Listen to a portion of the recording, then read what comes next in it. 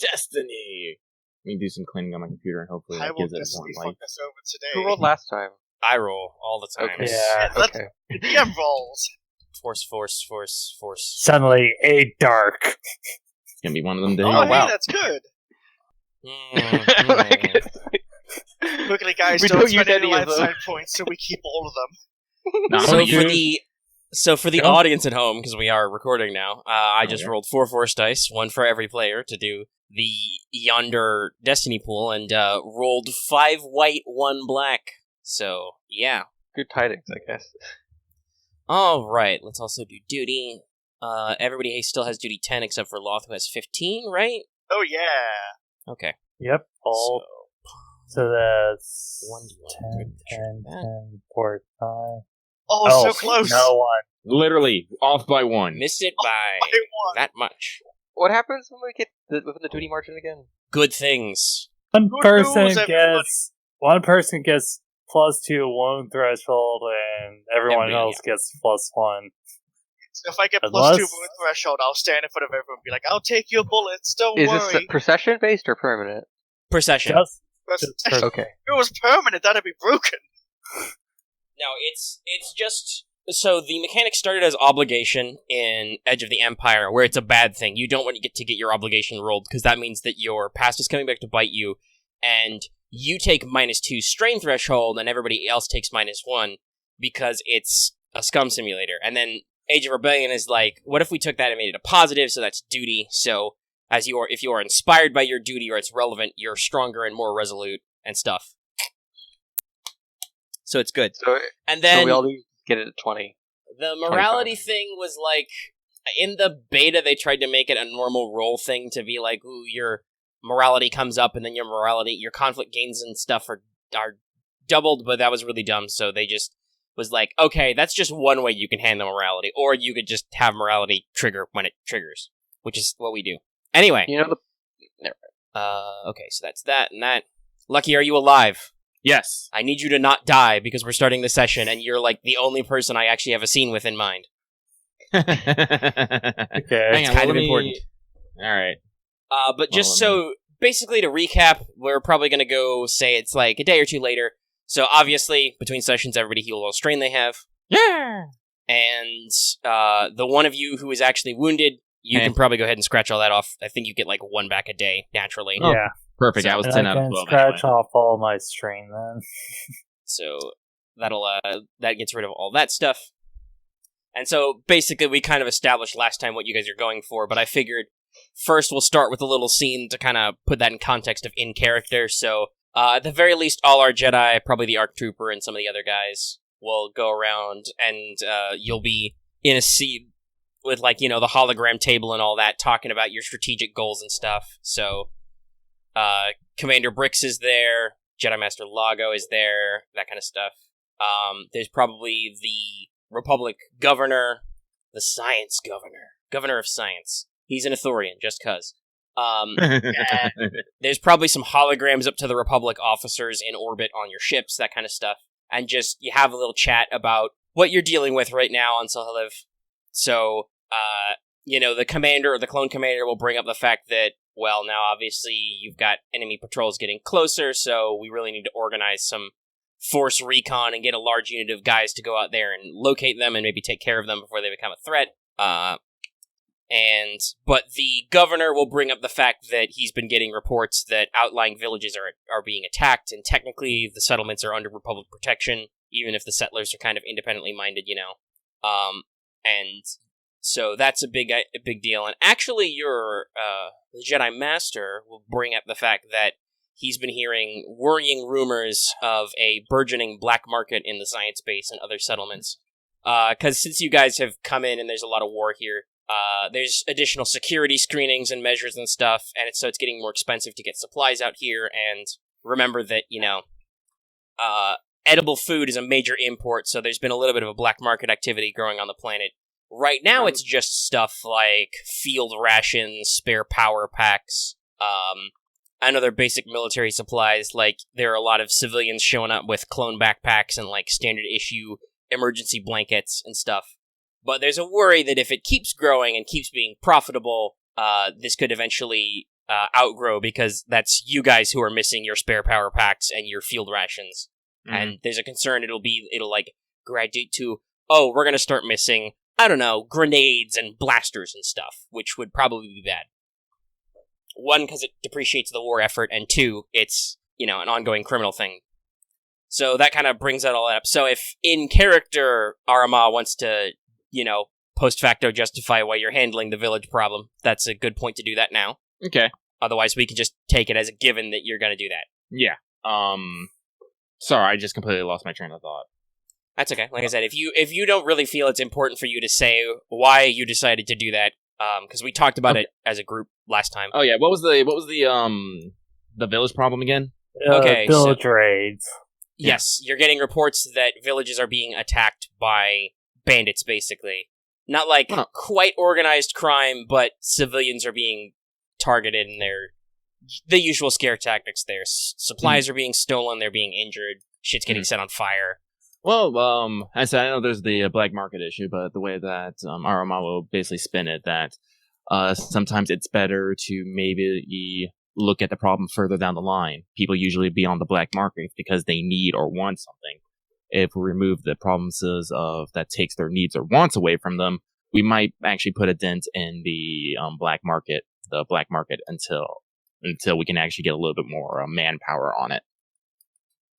All right, so yeah, everybody basically concludes you're technically a general, so it's weird because you've talked about in character. This would be weird to you because you've talked about your relative inexperience, but technically you're only the second highest ranked person here, and that's only because of experience. Mm-hmm. Technically, you and Master Sion Lago have the same rank of general as in the Jedi Order. He outranks you as a master while you are a knight, but in terms of the Grand Army of the Republic, you guys are basically of parallel command levels, so your opinion is taken with surprising weight, funnily enough. So there's some musing and agreements, and then you're like, okay, everybody break. You go out. And actually, Aramaa, as you kind of get out into the hallways of the science base, which the base has a very, prefab, space frontier look, Space trailer. Yes, think of metal prefab walls, and sometimes aren't even metal. Like some of these are walls that are carved into the living rock of the plateau you're set on, kind of stuff. Smooth granite walls, lights in cages, lots and lots of artificial light. It has a bit of a weird, almost clean light look because they have to keep the light level very high. Mm-hmm. And as always, you can always hear the fucking rain outside. But you get out into the hallway, and Master Lago actually pulls you aside to speak with you for a second. Mm-hmm. And he says, "My student, have you recovered from your injuries?" Cut my hands and bows, and like, yes, master. Thank you for your concern. I hope you'll forgive me a little bit of ego, but having trained you, I take it as something of a failure on my part for you to be injured in the field. Aramaa will wave her hand. And he was like, "No, master, the fault was mine. I tried to attempt something that was outside my means, and I paid the price for it. I am merely fortunate that I was not alone at the time." Yes, having allies is a supremely supportive aspect. Well, I will say, while I know that the Jedi Council has criticized me for my deliberation in training students, in regards with hastening your promotion to the ranks of knight, there is always further opportunities in life to learn. Sadly, I expect that with as much help as this planet needs from us, we will not have any time to schedule any physical training. Aramaa will nod expectantly, and it's like, yes, master, I understand. There is, she'll chuckle a little to herself. It only seems there only becomes more things to do, rather than less. However, I have heard from a good friend of mine that one of the best ways to learn is to teach, so I have a favor to ask of you.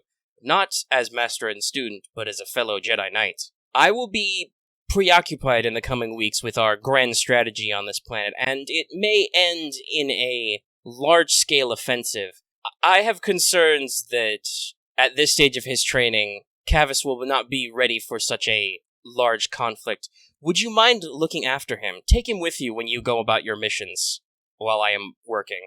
Oh, wait, I don't have eyes. I can't blink. Fuck! Rip. Aramaa will kind of do Adjust this. the blindfold. Aramaa will just make this kind of poignant pause and is like, Master, not to question your judgment, but are you sure that is wise? As it's like, I'm not sure I'm the best one to pass on your teachings, whether it be on the field or here. It is not sure necessarily my teachings to pass on, but it is an opportunity for you both to grow and learn.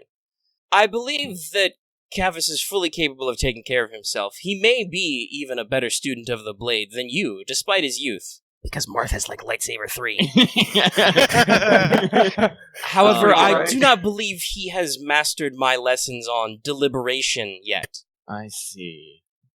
Before this war is over, I expect that his talent for healing may be more valuable in the long run. And so, as I said, I believe this is a good opportunity for you both to learn. Maybe by covering the basics with him, you can polish some of your skills. And it will be a good learning opportunity, for the day shall come soon when you shall have to take a Padawan of your own. Aramaa will consider that fact gravely, and once again cup her hands and bow, and like, very well, Master. I will take this as an opportunity to learn, for both of us. Indeed. Very well, then. I must go have a strategy meeting with Commander Briggs. May the Force be with you. And with you, Master. All right. Break. All right, Meg, I'm sending you something, by the way. Prepare for text wall. I'll rip. Suddenly. Anyway. The DM drowns in text. So 20 lines So actually, well, I might steal this for a second so Megan can read for a second. But at this point, I'm gonna go find Kavis. Kavis, where are you hanging out? I guess the mess hall. All right, awesome. Oh, so Aramaa, she's gonna go to the mess hall and she's gonna look around. You're gonna see her peering around, and the minute that you two lock eyes, she's gonna be Kavis, Kavis, and wave her hands wildly. There you are. Everyone now knows. So it's just like somehow just like People quiet, sitting next to you just tries step to away. stay quietly as possible and gets up. It's like, okay. Like, I'll just like jaws on over. It's like, what is it, Aramaa? Good. Well, we find ourselves in a bit of a unique situation here with, all of cheap gestures around this going on with the war. Master has said that he will not have time to fully oversee your training, and so he's going to be delegating some of it to me. In the next coming time, I'm gonna have to get familiar where you are at your training and decide on an appropriate course for that, which means we will probably be spending a lot of time together. As I said, I'm not entirely sure. As I said, I don't know where our good master has you in our training, but I'll do my best to meet both your expectations. It'll be quite a new Alright. experience. Exciting, isn't it? Yes. He just like, next like, wait, do Jedi's bow? Yeah, I can bow. Yeah. Okay, he'll bow. It's like, I'll hope to meet your expectations or even exceed them. That's a good attitude.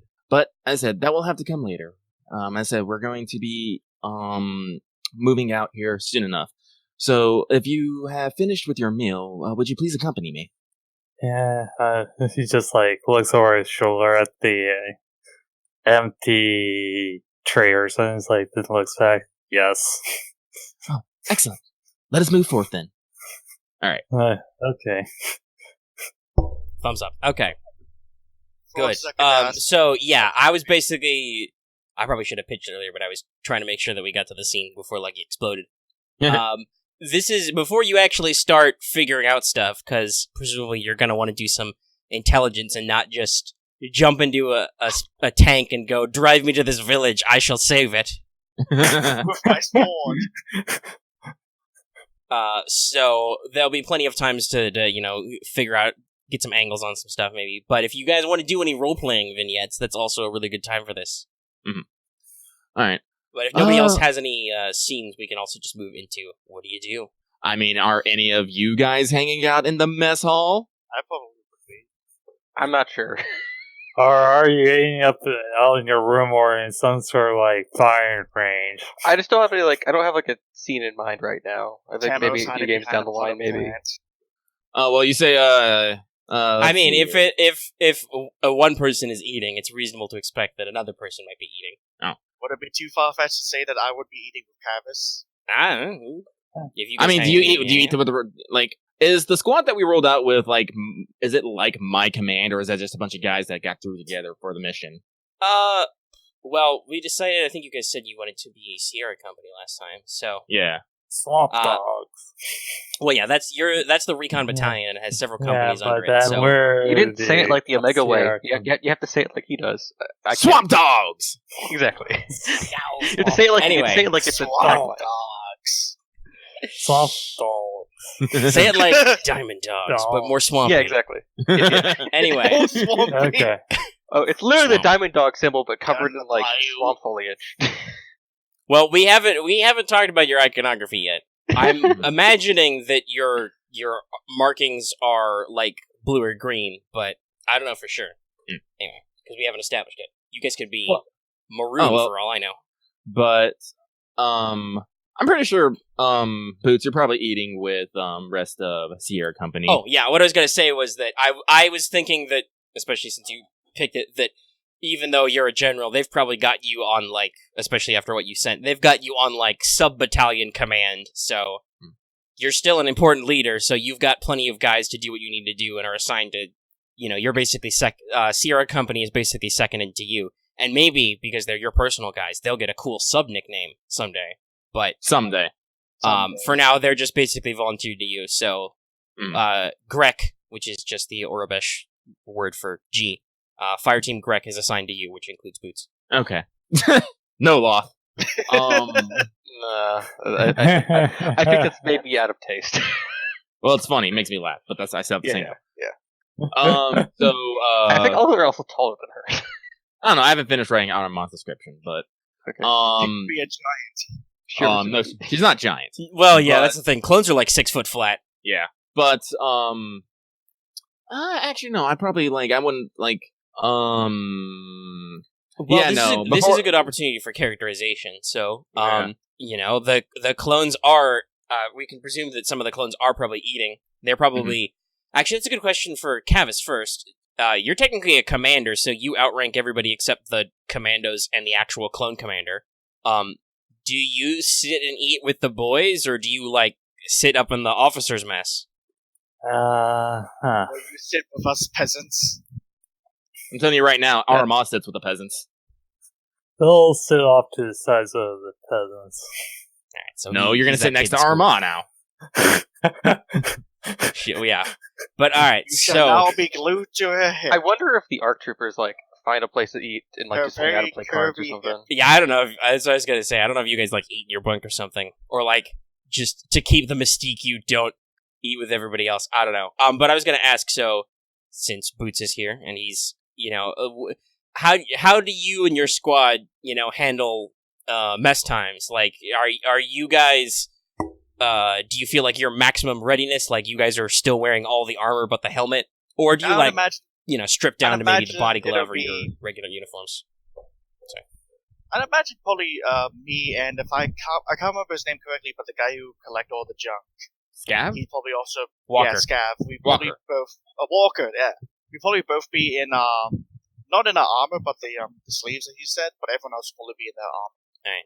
Yeah, so a couple of you relax down to just the body glove, the jumpsuit that comes in under it, but a Yeah. couple of others are still fully combat ready. All right, flavor is Yeah, established. I'm relaxed with my crew.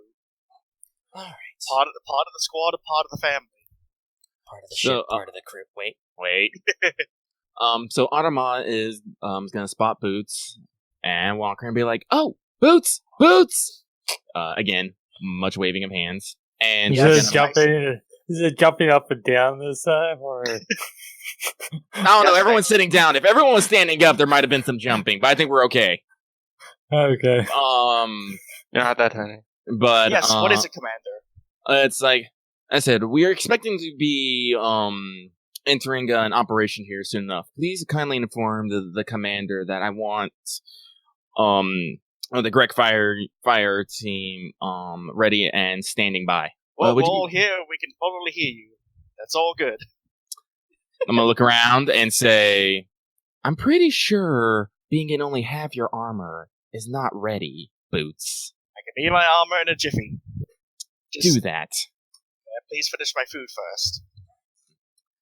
And also, the commander isn't here. Now, is he? No, he is not. So next time I give you an order, my boy, you might want to consider before talking back to me. I'm going to give you a conflict for causing unnecessary emotional suffering to this poor clone. Yep. I wasn't talking back to you, Captain. Plus infinite conflict for causing PTSD. Hey, you want to know what my morality is? Fondness / demanding. Yes. This is on point. Wait, it's on point. Are you you engaging your emotional weakness? That's double the conflict then. No, I'll take it. So you just took 2. That's called the being an asshole rule. So it's not really, but yes, if you're an asshole, you're taking conflict. Oh my god, is it like I'm now imaging the slider as basically it's one end is Raiko, the other is like is that lady from the Pochi series. Like that's the slider. Just like Arama's like, don't talk back to me, and Boots is like, but I wasn't. I don't know what you're going on about. The Sarge will probably jump in to save you and be like, stow it, trooper. There's no time for talking back. Everybody, form up, fall out. So yeah, your NCO will take the heat off you and kind of try and organize this. Run away. All right, everybody. Assuming you're not gonna go the extra mile with your disciplinary action here. No. Shadow disciplinary squad lady. Yeah, the Sarge is just gonna, pull the team out here and get everybody to go back to their, bunks and get their kits and their shit together. And the Sarge will probably be like, "You see, Boots, this is why you just keep your head down and you follow orders." Okay. Now put on that helmet, son. Clunk. He puts on your helmet for you. Boom. Conflict 2. I just image when they to the dropship we're going and are like Camo's just already there. It's like, how the hell did you get here? Just been waiting in the drop shit for the last few Well, days. okay, so now's a good time to bring that up. So, you have heard reports of a thing. What do you do about these reports? I wish I had conflict. What no skills do we all have? Because I have something in no warfare, but I don't know if that's going to help much. That can help for other things. So actually, that's an important point to bring up. I think I mentioned it just offhand, but that's actually a rule that is mentioned in the Clone Wars book, is that if you're trying to get military gear, stuff that would be appropriate to your mission but is not necessarily assigned to you, you can roll negotiation or knowledge warfare like you were trying to buy an item with all the requisite modifiers for rarity and stuff. But you don't have to pay for it just at the end of the mission. You're expected to give it back because it's owned by the Republic. But so yeah, that's a thing you can keep in. Oh, excuse me, I'm a little burpy. That's a thing you can keep in mind if you're like, man, I would sure love to have some extra grenades just cause, even though the quartermaster didn't give me any grenades. You could roll negotiation or knowledge warfare to be like, bureaucracy, give me grenades. So that's a thing to keep in mind. But actually, okay. Well, not to put too fine a point on it, because I kind of want you guys to figure out what you want to do. But there are rules for gathering information. Yeah. So what? I need actions. All right. Okay. Depending on where we go, I think I'll try to requisite a recon remote, but let's do some low stuff first. So probably go over any reports of where the raids are taking place. Guys. Well, since he asked a question, I'll cover that really quick. Your intelligence is a little thin, because you do not have a great intel situation on this planet. It's about 50% rumors and just otherwise mostly, reports, a little intelligence reports. I heard this, I saw this. So let's see. What's a good role for, reading reports? Well, he asked, so why don't you make me a knowledge warfare? Do you know what the fuck a report is? Okay, I'll try rolling. What's the difficulty? Let's call it average. That's gonna be GG. Okay. So, Lucky, what were you saying while he rolls? Because he asked. I mean, I haven't even told anyone what the mission was yet. Oh yeah. What Yeah, are it's reports? What does this number mean?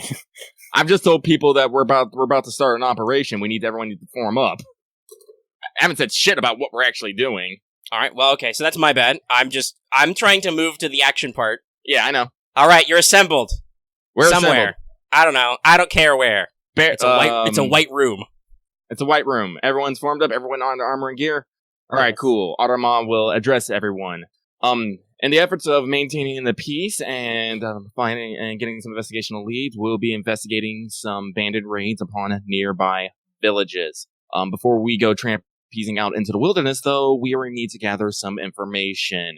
Particularly, we are looking for areas of operation, numbers, equipment they're wearing, things they are stealing, and maybe like any connections to maybe any actual organized crime or anything of the like. If anyone has any particular talents in information gathering, please step forward so we may put your talents to best use. Here's an interesting point. Kavis was at the briefing when these were all brought up, and you said you thought we should do the thing, so he could have extrapolated. Okay. But hey, guess what? He doesn't know shit. It's like, what are maps? Boots and I both. Boots both. Don't speak for me. People both have at least as clones. We have a rank in nowhere warfare. Knowledge warfare, yeah. Have a rank in that, so we should try. Does that help in this situation, though? I thought that was just for requisitioning supplies. No, this is how to do it. I made him try to roll to read reports to actually understand the intel. Yeah. Okay. If I want, should I roll? Go for it. Are you trying to study reports? Yeah. I think it makes sense for Axe to do that, but you can do it too. I was gonna do it, but yeah. You can both try. Nothing's stopping you. It's a knowledge warfare check with an average difficulty. Oh, I'm rolling the same thing. Let's see if we get. All right. Damn. So 2 failures but 2 advantage, and also 2 failures but 2 advantage. Okay. All right. So this makes sense. I'll spin it. All right. So the clones get out the reports. They pull them up on their data pads and they start skimming. Kavis is just like, somebody probably even says, "Well, what do the reports say? Let's look at them." Kavis is like, eh. He shrugs. Clearly, this has not been part of his education. I want to say, since they both wrote the exact same thing, basically all the clones read through the reports and they basically come to the same conclusion. You guys don't know anything about the local geography. You don't understand where landmarks are. You don't recognize place names. You're not sure what is at coordinates, basically. So you're like, I have no idea where these are happening. But you're able to extrapolate something else about the intelligence because you rolled advantage and basically work through that. It looks like you're dealing with disorganized paramilitary force. They are paramilitary is probably even too strong. They're basically scummy criminals. Reports as far as the intelligence seems to indicate that nobody's like, oh my god, they have a tank. It's just some guys maybe on some swoop bikes or some light cargo platforms come out of the swamps and demand tribute, basically, and if they don't get their way, they hoot and holler.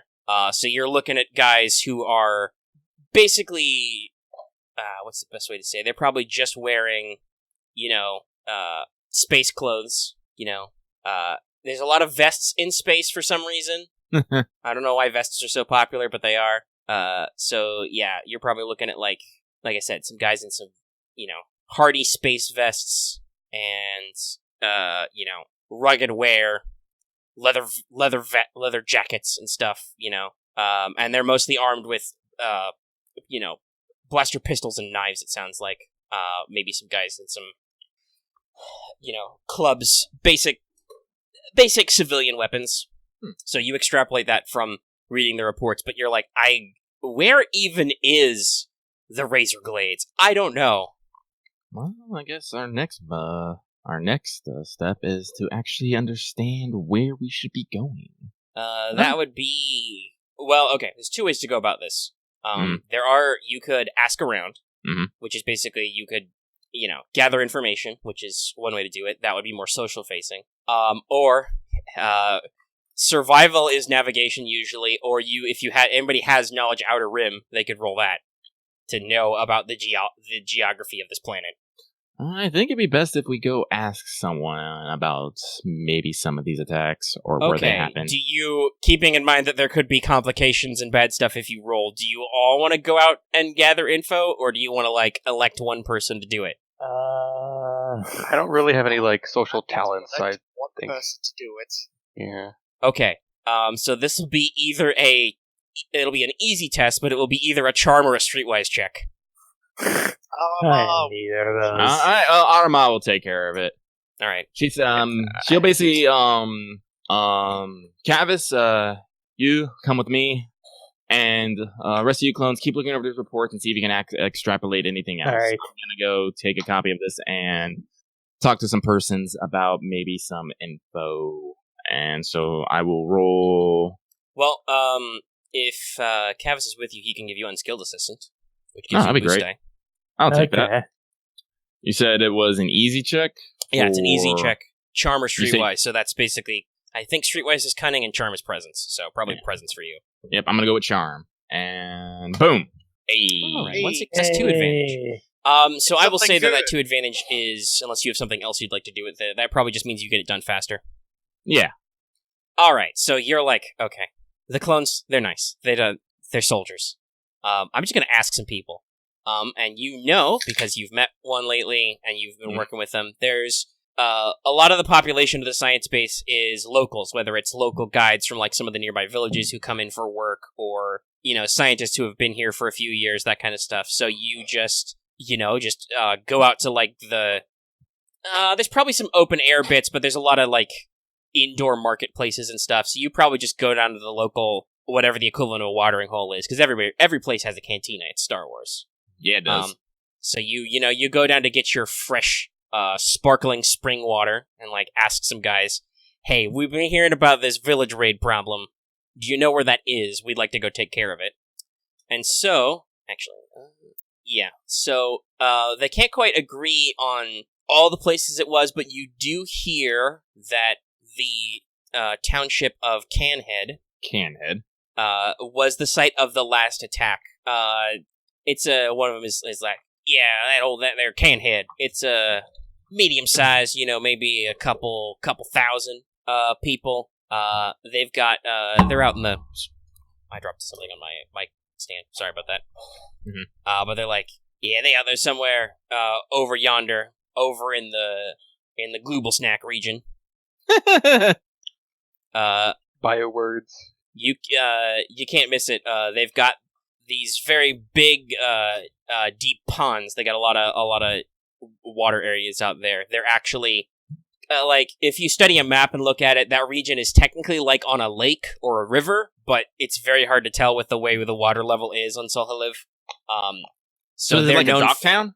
Yeah, basically. They're known for seafood and aquaculture, so they grow amphibious plants, and they harvest salt prawns and even fish, actual Piscine life. Their major business is that they have a cannery to can the food rations and actually sell it off-world, and they have some machine and technical shops, so they're actually pretty advanced for a rando swamp village. But he says, last I hear them, their Canhead, they got attacked by them sons of guns. I swear to God, if I start hearing about Spacer's Choice, I'm gonna flip something. Yeah, I was thinking the same thing, too. It's not the best choice, it's Spacer's Choice. Literally dirt garbage. But, alright, thanks. Many thanks. Buy people some drinks. I honestly really do hope that the name of the town and the cannery are unrelated. No, the town's just Canhead. Yeah. Alright, lose 5 credits. You bought some drinks. Yep, we'll do. Where's my credits? Oh, there they are. 30.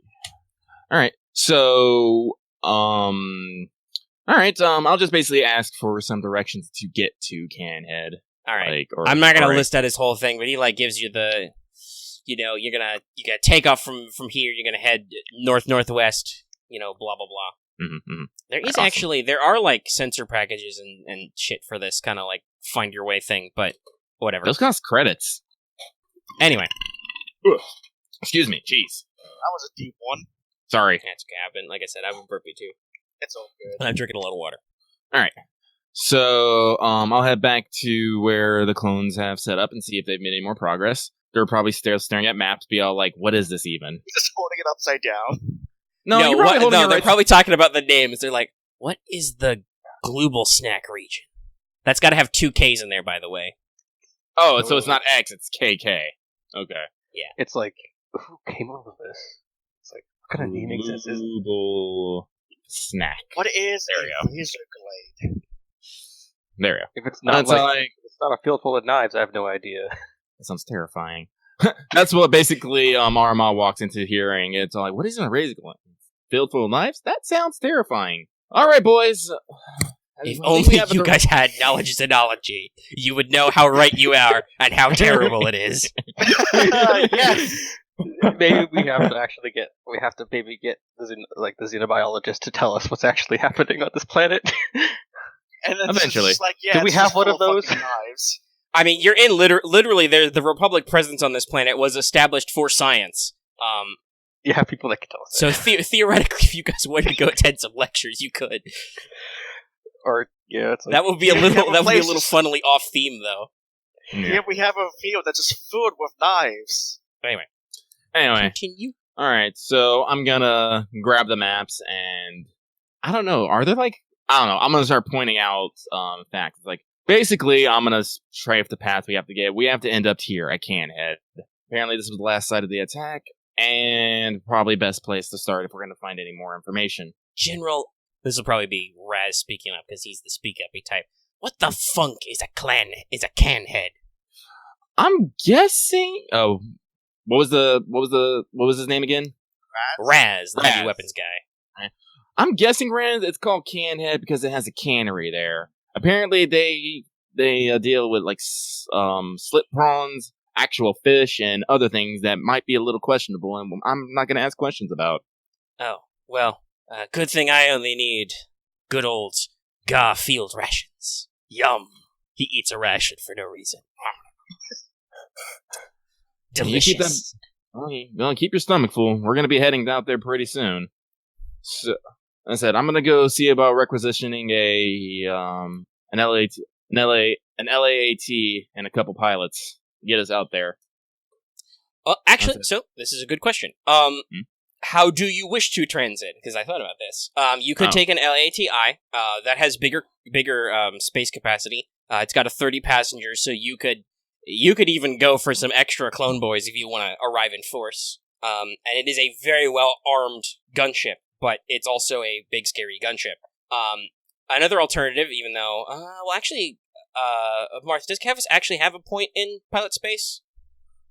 Yes, he has pointed pilot space. So you could also rustle up an Ada-class shuttle pretty easily. Those were actually originally built for contract with the Survey and Diplomatic Corps. Just the Jedi like to use them a lot.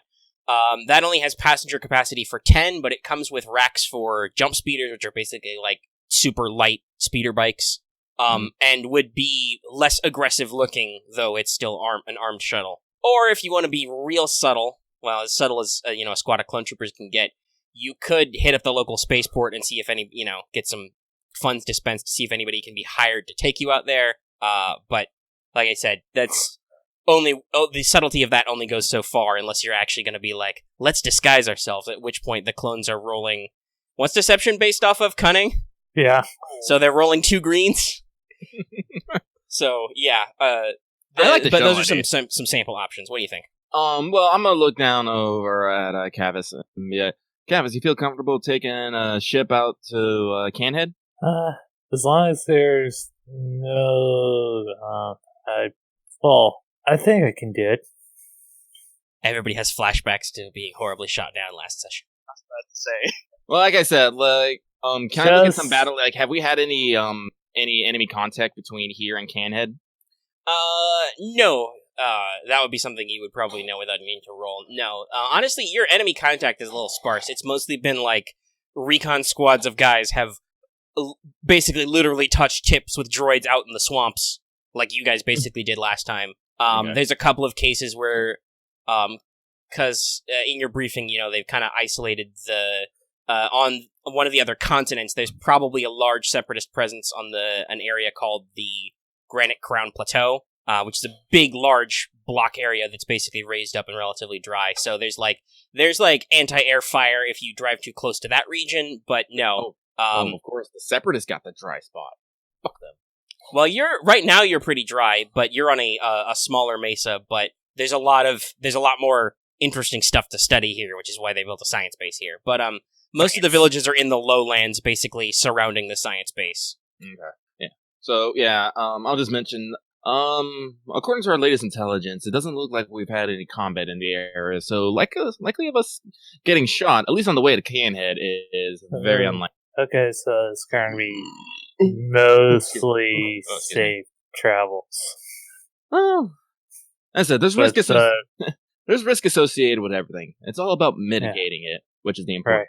And as I said, looking at our path, looking at this shuttle, which is lightly armed, but still, we should be all right. And we'll come into a village, guns ablazing, and unloading. You're not going to pop open the doors in a Blair ACDC. Mm-hmm.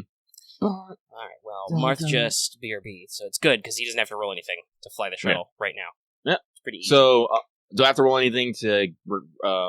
No, you as part of the mission, you will be doled out a transport, and you basically just go down to the motor pool and are like, "Hey, can we have one of them their shuttles instead?" And they're like, "Yeah, sure. You're a Jedi, cool. Whatever." Space wizard. And honestly, the shuttle's not too bad. Speed 3, handling of +0. It's got 2-1 defense and armor 3. Cool. So it's fairly robust. There's space for a pilot and a co-pilot.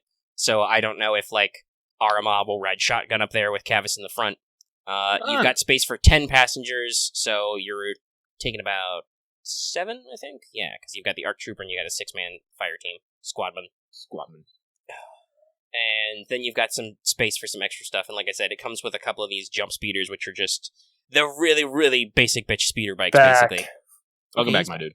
But you do have the triple forward light laser cannons, which are pretty cool. You've got linked to. Is that a moth? There's a tiny moth in my room. Trying to tap on my screen. Anyway, yeah. So basically, this is your gear up section. Do you want to grab any extra shit before you go? I'm equipping my heavy clothing. Sure. The only other thing you think of is, so normally you're supposed to get mission resources. This is kind of sort of a site defense thing, like if you were actually to repel an attack, but you guys don't necessarily know where you are repelling or what you're repelling, so there's no need to cash in on your resources, but just if you wanted them, you could probably call upon some additional assets, like maybe get an ATTE delivered, or some other heavier works, get some extra clones if you need them, that kind of stuff. Maybe get some turrets you can throw down, that kind of stuff. But right now, you're still trying to figure out what the operation is. Yeah. If we were to take one of those turrets, would operating it be gunnery? Yes, because that would probably be you'd get basically a lighter, heavy repeating blaster on a tripod. Oh, good. And yes, you get the stand or whatever, so nobody has to be Brawn 5 or something. They're really cumbersome, but that's what the tripod is for. Anyway, and the recommended for site defense is that somebody on the squad gets a Z6 blaster, so I will just assume that Raz takes the Z6 repeating. Nice. Space minigun. Alright, Can we take a defense turret? I would like to man a sentry gun for defense. Well, first we gotta figure out what exactly what we're defending and who we're defending it from. True, but You're a little trigger happy there, aren't you, Boots? can't go wrong with a good turret. Boots has only shot one droid so far, but he wants to shoot more. He likes it. Actually, that's not true. He's probably shot lots of droids in training. In the Just like simulations. Yes. Damn it! You beat me to it. We were going the same place. But all right. I assume Kavis flies us out. All right. Yes. Screen wipe. Yeah. We do a wipe transition. You take off, then you arrive. So from the air, because you got sensors and shit. And actually, does the Ada shuttle have good sensor range? Short. That's a couple of range bands. So that's short on planetary scale for vehicles and stuff is actually quite far. That's possibly over the horizon on the ground, or at least, visual range kind of stuff. So you get a good picture of it from the air. So it looks like on a good day, Canhead is basically as described. There is actually like a large cannery next to a pool of deeper water. It appears to be a lot of low, wet mudlands, and then several not exactly sinkholes, but like deep depressions which turn into basins and reservoirs. And you see a couple of places where basically, because, waterfall is the path of least resistance, points where the water has just made a slight indent and just followed that path, forming rivers and stuff. A lot of the city is up on stilts. You see a lot of metal, actually. This is pretty industrial for settlements you've seen on Soheliv. There's this cannery, there's a couple of landing pads there, and there's a couple of public landing pads on the other side, and there's lots of, like, fairly utilitarian-looking kind of, basically almost like Quonset hut type houses, those rounded longhouse buildings. There's a couple of outskirting shanties, which look like wood, space wood on stilts, but looks fairly robust. And honestly, that first town in Outer Worlds is not a awful visual style, because this Star Wars has also used future, so it's kind of like that. So you can land. Though from a distance you can see maybe not smoke plumes, but there's definitely like, hey, a couple of those huts have been burned down recently, and there's maybe some scorch marks on some things that there weren't before. This was very recent. All right. So you land. All right. So I guess everyone disembarks. Yep.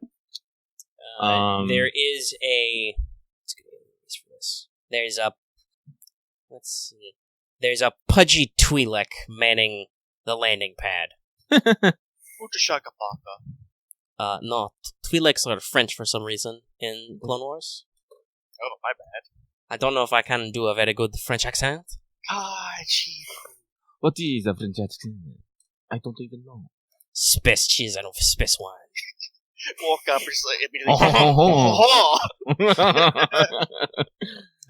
So we're gonna get so mad at us. Deal with it. Definitely deal with it. So, well, actually, here's a good question. Much like the how do you transport? Like, the ramp goes down. How do you guys exit? Is this like 5 points tactical team entry, or are we just gonna gently stroll down the ramp and be like, "Hello"? Yeah, exactly. Gently stroll down the ramp. Aramaa will lead. All right. So this is so funnily enough, the dock master, I guess you'd call him, the guy who is running the docking bay, because Kavis is wearing the robes and the lightsaber and stuff. He's like, a Jedi. It is so good to see you. Welcome to the humble town of Canhead. French bio people. Okay. I cannot do a Bayou. I can't do a really good Bayou Creole. Yeah, French Bayou would be awful. Jesus Christ. I don't know. There's a lot of No, that's the Louisiana. I don't know if I can do that very good. Yeah. Thank you. I'm Kavis, but the one you should be speaking to is her. I'm like pointing over to Aramaa. Oh, 1,000 apologies, madame. Aramaa just kind of has her face in one hand and kind of smiling. It's like, and here I thought it would be a great opportunity for you to take command. But he is right. I am General Aramaa of the Republic Forces. Well, we have come here to investigate your recent. She'll look at the scorch marks and the few smokes, and it's like, that's probably you probably weirded him out a little bit. Why? Because you're wearing a blindfold, but you're like, oh look, here's a blast mark. I'm gonna point my face towards it.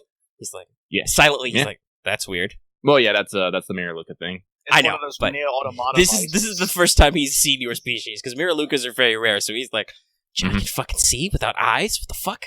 Surprisingly, there's a lot of them in the Jedi. Shh. Anyway, so you're being quiet right now, Camo. Oh, we should say that on air. We decided after some debate that Axe's ARC Trooper nickname is Camo because he has the passive foliage suit and he likes to sit silently in the background and blend in. Would you be so kind to direct me to the person in charge of the settlement? Oh, yes, of course. Those horrible thieves attack us, even though we give them nothing. We are proud members of La Republic. I'm sorry, now I just hear, Viva la Republic! Yes, Viva la Republic. There's like there's like a Rhodian and a human like netting up some silt prawns in the background who also shout Viva la Republic. He says, please come with me. Our mayor was killed by those horrible thugs for for resisting. He would not give them a thing. We lost some of the goods we had canned, but come with me. I will take you to the nice man who is now the leader among my town. Come. I'll start following, but I'm gonna turn around and give commands to the fire team aside from Boots and Camo because they're PCs and they need to stay with me. Yes. To basically fan out throughout the settlement and investigate and render aid as able. I guess the sergeant will take over and be like, "Okay, you go there, you go there. Raz, stand here and look pretty." Raz just flips up his Z6 into the waiting position and just like, "Yeah, I got it, Sarge." All right, so as now that you're on the ground, you're kind of clunking along the metal grateworks. You hear the water kind of gently booble and bubble under you. There is a public house, a cantina. There are actually, like I said, some machine shops. You see, like, there's a little, swamp speeder repair business, stuff like that. People minding their own business. You do get some looks. There's some whispers, Jedi are here. Jedi. Muttering. And he takes you to a building that's kind of, let's see, would it be... Yeah, it's been partially destroyed and it's been kind of covered over with some space tarps. It looks like maybe it was a relatively nice house that somebody took maybe something a little heavier than a blaster pistol and like shot up parts of the roof till it popped because this is Star Wars and everything explodes if you shoot it enough. Mm-hmm. Even the ocean will explode if you shoot it with enough blasters. Special effects. Boosh. So like there's some of the stuff is done. He says, come this way, come. He leads you inside, and he is like, my friends, Monsieur Cormos, there are some visitors here, some Jedi. And so a figure kind of steps around from a back room. He's wearing kind of like a longish, lightish blue robe kind of thing with some silver marks. He's a human, probably somewhere in his early middle age, you might say, kind of straightish hair, done back in a little bit of a man bun kind of thing. Mm-hmm. He's got a tall walking stick with him, and he kind of sees you and says, greetings, Jedi. Thank you for joining me. Come inside, please. I am sure we have much to talk about. I am Eric Cormos. I am a student of the Dai Bendu Order, and I was visiting this humble town and have seen here to offer them spiritual advice. Okay. Mental check. What is the fucking Dai Bendu Order? Do you have lore? I have 1 point. Okay, anybody who's here who has lore can make me a hard lore test, because this is slightly obscure. Let's see here. So YGTN is average? No, hard. Hard. 3 purple. This is, like I said, slightly obscure. Damn. Damn it! Wow. Alright, Oh, wait, shit, I should have... We have fucking light side points. We should be using... Oh, yes, yeah, probably. But, alas, too late. Too we'll late. start doing it now. Aramaa, you just failed. You got no fucking idea. You've never heard of the Dai Bendu Order. Kavis, you have heard of the Dai Bendu Order. You don't remember what about them, and it hurts your brain and you take a strain. I thought so. It's on the tip of my tongue. You stub your toe. Anyway, but as he turns around to, like, lead you into probably what was the kitchen or dining area or something, you see on the back of his robe, there is a symbol, which is, it is aesthetically similar to the Republic's symbol, which is interesting. But you guess that he's, authorized in some way. But yeah. So basically he takes you into the dining room and kind of is like, actually, no. It'll be like the foyer or something. It's a very nice room. It's a little dimly lit. It's lit by candles. There's some old ass chairs, really real antique. They're not space chairs at all. There's some carpeting. He appears to have taken a little. He's set up some stuff of his own here, so there's like a little incense burner that he gets going, and some beaded rugs and stuff. And he's like, "Tell me, my friends, what brings you to the township of Canhead in our great journey across the cosmos?" I kind of expanded him just to make some hand waving signs as he says, "Across the cosmos." But powder on a fire. But that he says that kind of as he turns to light his incense, and so as he turns around, there's like a faint, pleasant smell and some like weird purple smoke rising up because it's Star Wars SFX everywhere. Mm-hmm. All right. So it's we've been dispatched from the command, I guess it says, to investigate the reported attacks in the area and render aid where able. So he kind of nods and says, yes, I came to this town only a short while ago, but was most impressed by their resiliency. They are a noble and independent people here in Canhead. I believe some of the other villages nearby are the same. As you know, their mayor was unfortunately struck down by these ruffians, so I have temporarily stepped into his place. My order teaches the path of non-confrontation and meditation, so I have left our home in this time of conflict to give alms and spread the spiritual word of the nature of unifying things. Yes. So he's like, I was not here during the attack, so I cannot offer you much information, but I do believe there are some things I can answer if you have questions. Yes, questions. To start off, when was the last attack? Let's see. He got here about a week ago. Mm-hmm. So it would probably be about, 8 or 9 days, maybe. Mm-hmm. Not long enough that shit's not still on fire, but short enough that, they're, kind of a remote swamp village. They can't necessarily fix everything in a week. Mm-hmm. And they haven't, since they did their hit and run, basically, they have not been seen from since in this area. Okay. Did the attackers make any demands? Oh, yes. It is my understanding that they are sadly the usual brutish sort. They demanded the product of this town's cannery, their main source of income. They take some of the local sea life and process it into canned goods to be sold either to the science base or even, I believe, to some independent traders who sell it off-world. So they wish to steal some of the food and some of the other products. I believe they made a mess in the cantina. You might want to talk to the proprietor there. Mm-hmm. And just in general, they acted as ruffians and layabouts do. It was not in accordance with the ways of the Force. No. Very bad. Very, very confrontational. Very baseless. Very, very bad. Did they make any indication that they were be returning or making a statement that they come back in a certain amount of time? No, not that I have heard. It is my understanding that these sort of attacks go off and on around here as they move from town to town.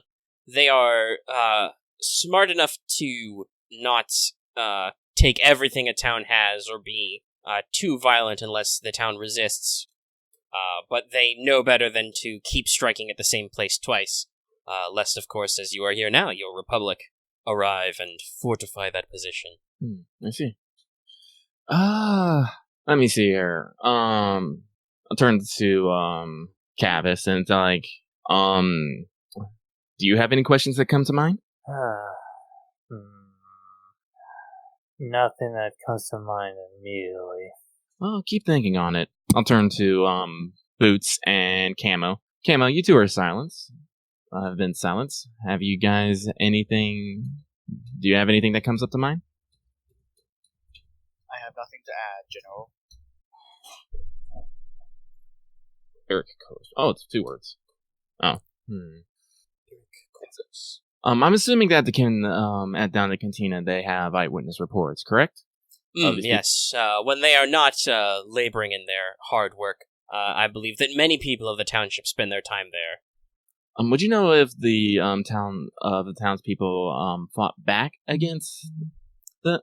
Yes, they are. The people here are, as they say, quite steadfast and loyal to the Republic. I think they may have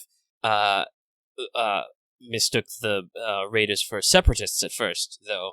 They are, from reports I have heard, they are clearly not wearing any separatist markings and did not use any of their infernal war machines.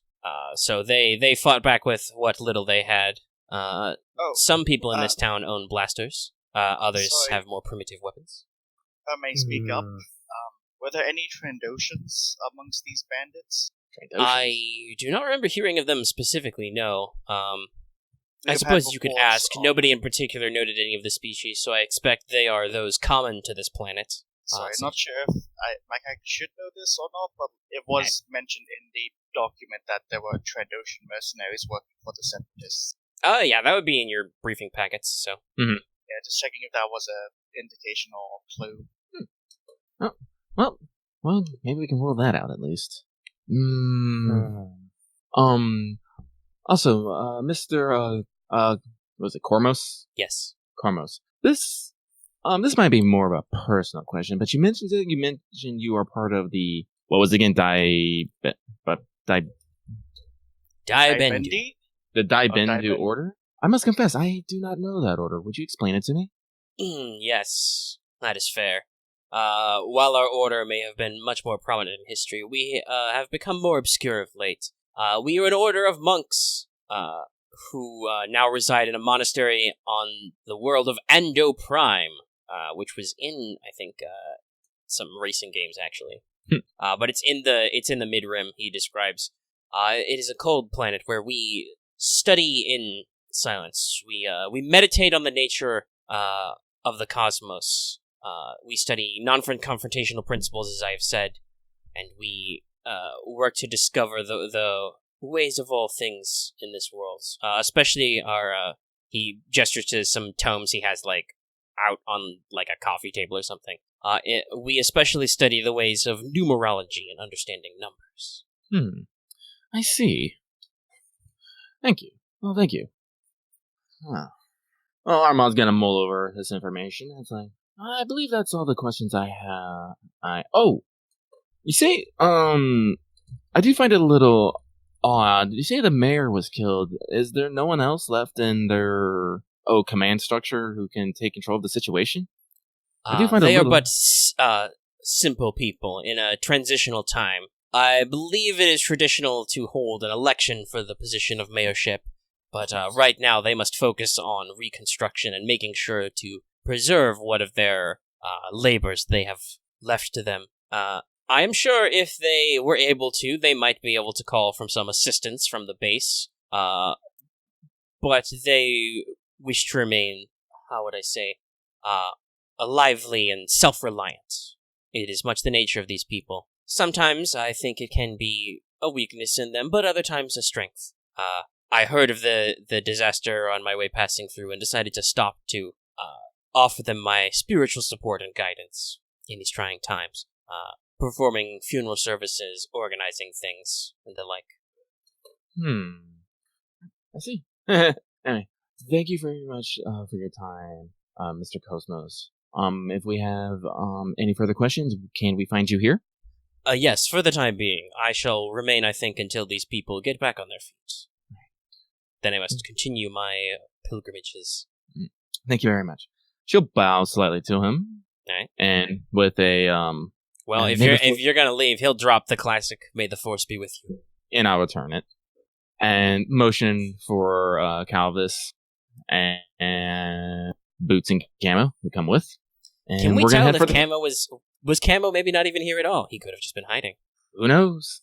Well, Axe is currently away, so we have no idea. Did he go full blown away still? I thought he came back. No, I'm here.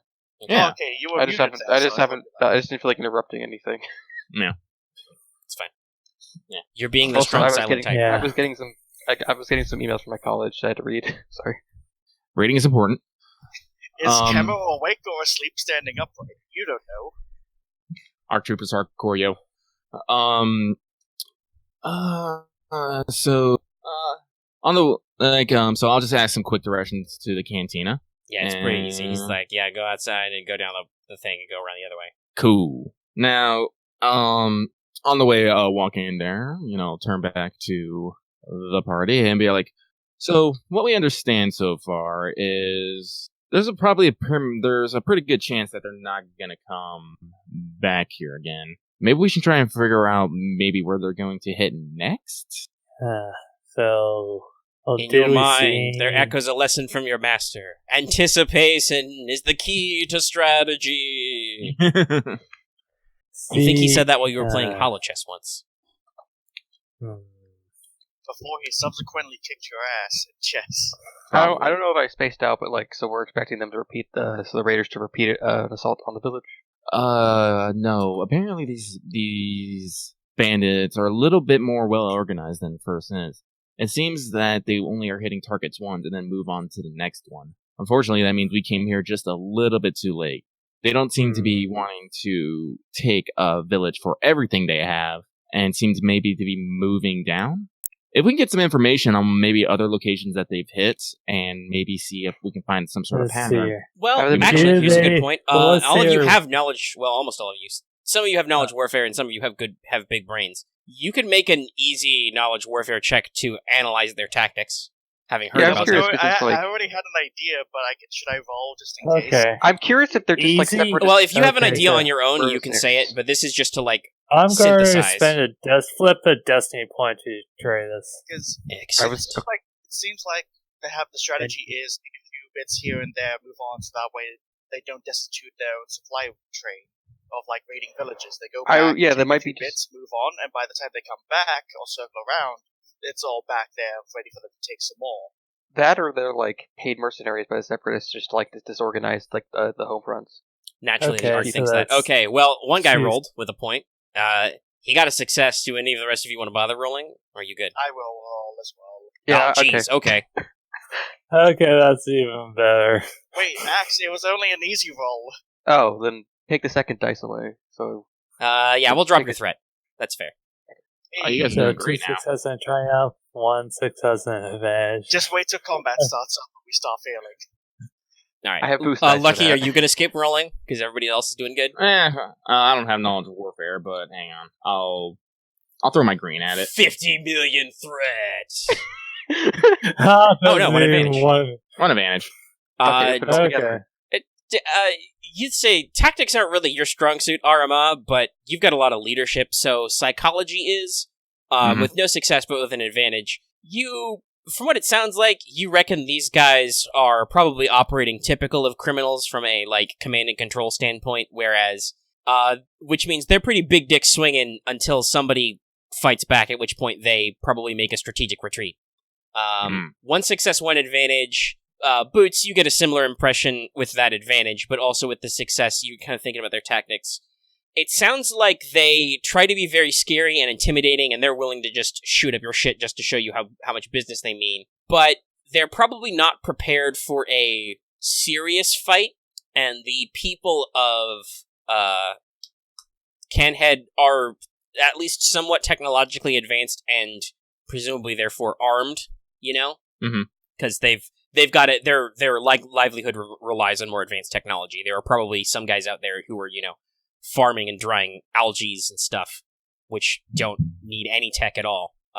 So Boots kind of gets that impression that maybe these guys, they're basically bullies, but they're also willing to still steal something even if somebody can fight back. The 2 successes, I'll give you a little bit more, and especially with the triumph.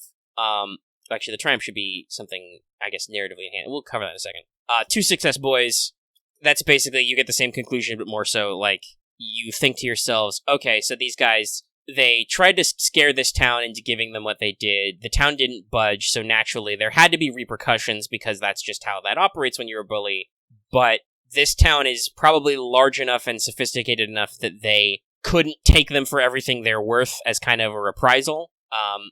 It may be that in order, like you guys were suggesting, it may be that if towns cooperate, if they capitulate, they only take part because that's more efficient business. But you wonder if when places resist, if they just take as much as they can as a show of force. And with that triumph, this kind of occurs to you, Camo, because you're thinking in your usual destabilizing ARC Commando mind, ARC Trooper mind. You're like, so what happens if you should ask somebody if any towns have, like, gone silent or anything, and you should wonder, what would these guys do if they ran into a town that was easy to knock over, you know? And now you may share information or whatever and come to your own conclusions. Okay. So, any thoughts, guys? Oh, sounds like they're typical criminals, but they actually have, like, always go after easy targets.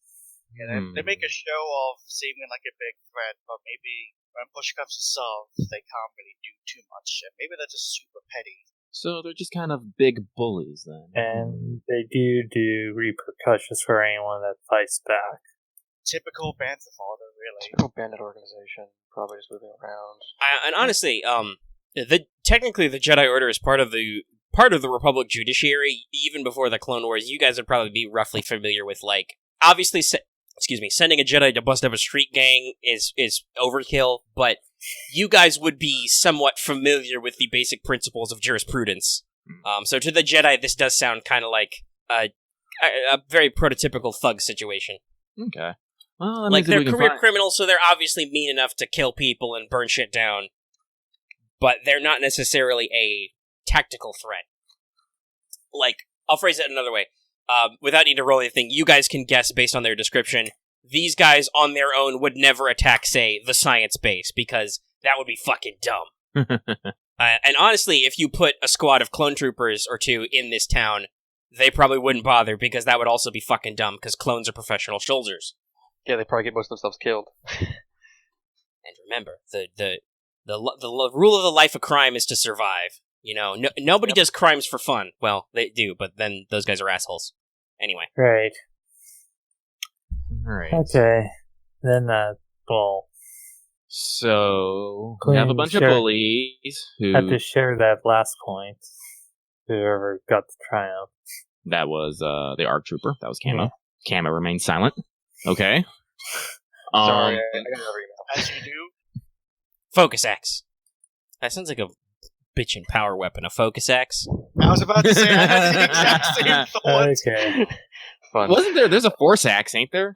Yeah, there is. Oh, there's a God. couple. There's a thermax, and then there's a... I just wrote down that just Alright, well, for the... I guess Axe shares Axe that while says that, he's or busy right now. says or anything about it. Okay, I'm back. I'm sorry. I keep getting messages. Ignore them! Star Wars is more important than college. Thank you, Loth, for putting a fine point on my sarcasm. Anyway, Yes. we can just assume sorry. you have done the thing. Yes. Yeah, So- Character's not an asshole. Alright, well, if there's anyone who's been around and about, we'll probably find them at the cantina. And say if we can Okay. expand our map of what towns have been hit, where they've been hit, and how badly they've been hit, we might be able to see the pattern. Does that sound Alright. good? Yes. Excellent thinking. Roger. Alright. So, to the cantina! Alright, they're playing some jaunty swamp music. There's Okay, a cool. space banjo. I Good saw you touches. about to say this. Good Actually, I'm touches. Hang on. I want to type in swamp music, and I want to see what that comes out.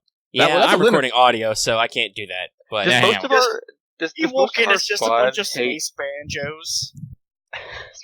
Banjos! yes, Does there's most, does just- most of our like squad hate his music because like what was his name again? Like always keeps playing or comms op always keeps playing it. Yeah, Hex. He plays awful music. He plays jizz music all the time. Yeah, of course. That's a real thing, by the way. That's space jazz is called jizz with an I. It's spelled just like you think it is, because George Lucas doesn't think about these things. Anyway, actually, Wow, yeah. Since you guys told them to spread out, Hex is probably here, chilling out by the house band, where there's just there's guy with a banjo. There's a guy with a wash tub for some reason.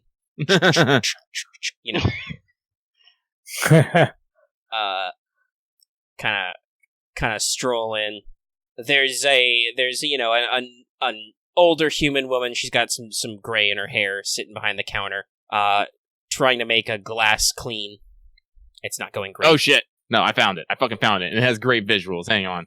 You can't see this in fucking thing, but yeah. Okay. The Louisiana Bayou. Hold on, I'm gonna pause the recording to sample this sound. I think I accidentally spaced on what you were talking about, if I got anything for the vigilance. So we've already talked about that. Yeah, we Yeah, covered like- covered your triumph, and in the absence while you were pseudo AFK, we basically diverged it. The question you guys should be asking is basically, well, what happens to a village if they're small? And Okay, yes, then, I can yeah. confirm since we are live again that that is in fact the appropriate music. There's a lot of harmonica and a lot of washboard in there. Okay. So, are we like, it's Space Florida or Space Louisiana or something? I'd say, I mean, if there's French fucking people here, The swamp Oh, Space Orleans, okay. yeah, we're Space Orleans. down in the bayou. You go Nah, into nah, the yeah. bayou, you don't gonna come out of the bayou. You It's so gonna get spi- him by the it's, swamp jaw, he gonna give you the death row. it's amazing how Omega can Got just some, embrace this so easily. got some This nice is my Coca-Cola accent soup. theater we doing now down here, down boy. Down here, down. Yeah, you gonna go in and bayou to run that spice, boy. got some like bio people in like your family or A something? good Bayou boy always No, eats I'm his- just I live in Central Florida. Yeah, that's exactly. Okay. Anyway, Cantina. Okay. Back on track. Before Lucky distracted me with the ambience, I said that there's an older human woman behind the bar, and there is a bar. It's pretty solid. Lots of bottles of various things back there. She's attempting to clean a glass. It is not going well. There's some, without needing to roll anything, you guys can look around. There's some empty spots where there maybe should be some tables, where there are not any tables, and, maybe a couple of bar stools are missing. And there's, some hastily patched up scorch marks in the wall, and there's, like, some scuffs in the floorboards and stuff. Maybe one of her space lamp covers is busted or something. Anyway, what do? Ah, shit, he ghosted! He's back. Back. Chicken Okay. rice. Rice chicken. Rice. Oh yeah. Getting back. Okay. I was describing that there's some cosmetic damage, like there was a bar fight, but that's fine. Okay. Atmosphere. Atmosphere. And like I said, yes, Hex is canonically here. He's just, going around. It's like, oh, hey, General. Didn't expect to see you Hex. here. Just doing my patrol, asking some questions. Oh, very good, Hex. Have you found out anything? Well, he kind of, he probably does the full hand point, with all his fingers, because that's more tactical and less rude. Lay over there runs the place. She says that well, she had a real colorful way of saying it. But some of those thugs came into her place, started a tussle with some of the locals, broke some things, stole some of her wares, and scuppered off into the swamp. And I quote. Did they bulls? What was that, Loth? You broke up a little there for me. He was asking if he stole some of the tables. I It's don't. No, Boots. They stole the alcohol. Come on now, keep up. I think that's actually useful. Not that I would want to drink anything here. He kind of subtly gestures with his helmeted head. Everything behind the counter is clear, and I can smell it through my helmet that I think they're making it in the back. Oh, I guess back here. Did Lucky Ghost or did he just cut out for me? And I think I just cut out. Okay. What did you say? Because I didn't hear you. Oh, I said, well, I take it that when you're out here, you take what you can get, and that's kind of how we are with information at the moment. Yes, Cosmo. Do you, because he's the comms guy, like I said, he's wearing, like, the backpack unit. Do you want me to call all the boys in, or should we keep patrolling? Keep them controlling. Put the word out. Ask if if any of the locals have heard of any attacks in any other regions, whether from other travelers, grapevine, broadcasts. As I said, this probably wasn't the first place, and it probably wasn't the last. We need to figure out where these bandits are going. Of course, General. I'll put out the word. And he kind of holds a hand to his helmet and starts, talking to his integrated comlink. Maybe he goes outside to get better reception. Right. The grapevine's on the bayou. You can kill a grown man. Probably. Oh, you one of them strangling grapevines. It ain't no good. I wonder what space moonshine's like. Moonshine. It probably... Well, it's already got moon in there, guys. Come on. I mean, space moonshine, you could probably use it as rocket fuel. Yeah. I mean, that's perfect. 'Cause I would never drink it. So like, It's the torpedo juice, you know. Yeah. well, that's Sip what for me. A sip for me. call A it sip for my torpedo juice instead. starfighter. Okay. You're pretty sure if you poured it out on the floor, you'd peel the varnish. I mean, not to belittle these people as a rural township, but as far as space goes, they've probably got some pretty crappy space lives, you know. They're getting up at the crack of dawn to go to the cannery to can seafood, which is awful in a lot of ways, and then those who don't work in that business are, like, netting silt prawns and riding swamp striders, you know, to go fish out there. They've probably got some swamp speeders they use as fishing boats, that kind of stuff, you know. It's hard work, and it's very wet and very grimy. Great. And if your moonshine doubles as disinfectant and industrial cleaner, that's just easier on your life. Okay. So Swamp striders could be fun. I actually made sure to add those stats. So there are actually animals that won't try to kill you on Yeah, Soheliv now. Currently picturing the things from Morrowind. But I guess let's talk to the owner of this fine establishment. Alright. You are before the counter. I'll just introduce myself. I'm General Aramaa of the Republic Forces. Here on behalf of investigating these latest attacks, and you are. Oh, well, nice to meet you, darling. I'm Hey Lara. I'll run this here establishment. This is the Broken Can. Of course it is. I know. I did not say that. She can tell. She's that kind of lady. She pats you gently on the hand and is like, I know, darling, it's on brand. no one can notice that that a Camo lot is down also here. having that kind of like grumbling to himself. It's like, You kind of just lean back a little bit, just. The Navy SEAL copy pasta just plays in your head. What did you just say to me? All right. She puts down the slightly dirty space glass. I'm not gonna stop. Actually, But- honestly, it's probably a repurposed can, is the thing. And I guess you take what you can use. So We're big into recycling down here in Canhead, darling. Excuse me. I'll just make an agreeable noise to that.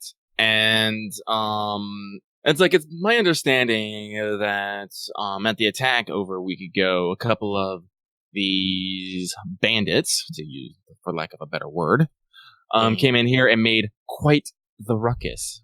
Would you be so kind as I talked to your soldier man out there about that. Yeah, they come in here, they start asking for drinks, and then I say how they're gonna pay. They say we don't need to pay. We don't need to pay. She's like, does the fucking Batman voice. And they've been pulling out knives and sticks and things. Well, I got a couple of my sons. They still here. We set them right proper, but they was nasty. They broke a few things. Some of them they broke with their bodies, but some of there was a little bit of fight. Lost a couple of my good chairs. I will never get those chairs back. They were made by a traveling salesman who has left this planet. I will never get those chairs. She's upset about her chairs. They're one of a kind. Anyway, yeah, we threw him out in the streets, but then the poor man, bless his heart, good man.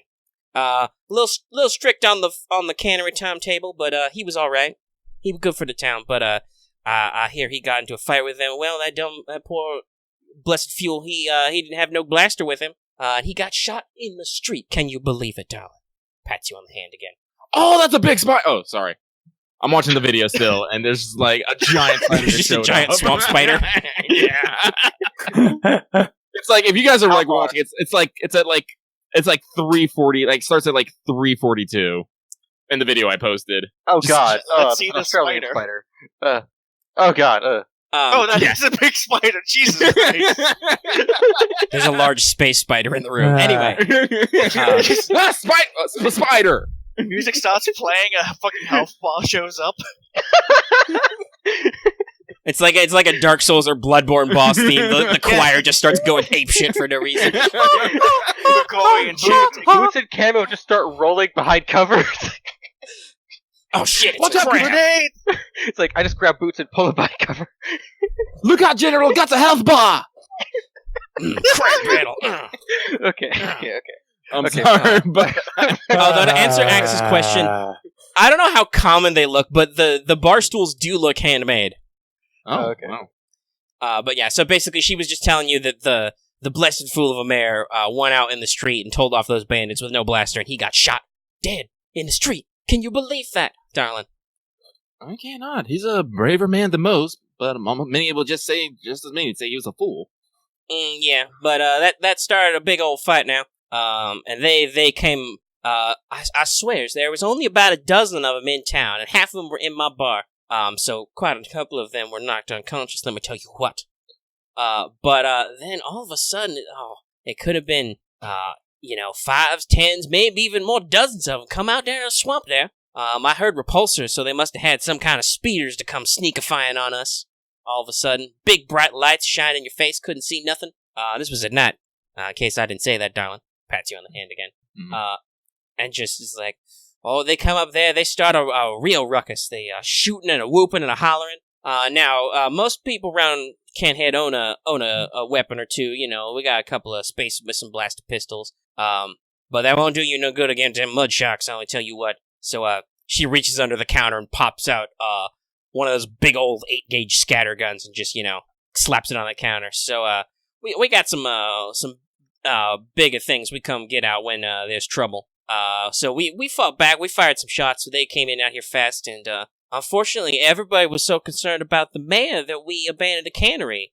And, while we was waiting, they came in with their speeders and their winches, and they just, doggone took off with 2, maybe 3 pallets worth, I don't know, I don't work in the cannery, of our canned goods. The finest, latest canned silk prawns.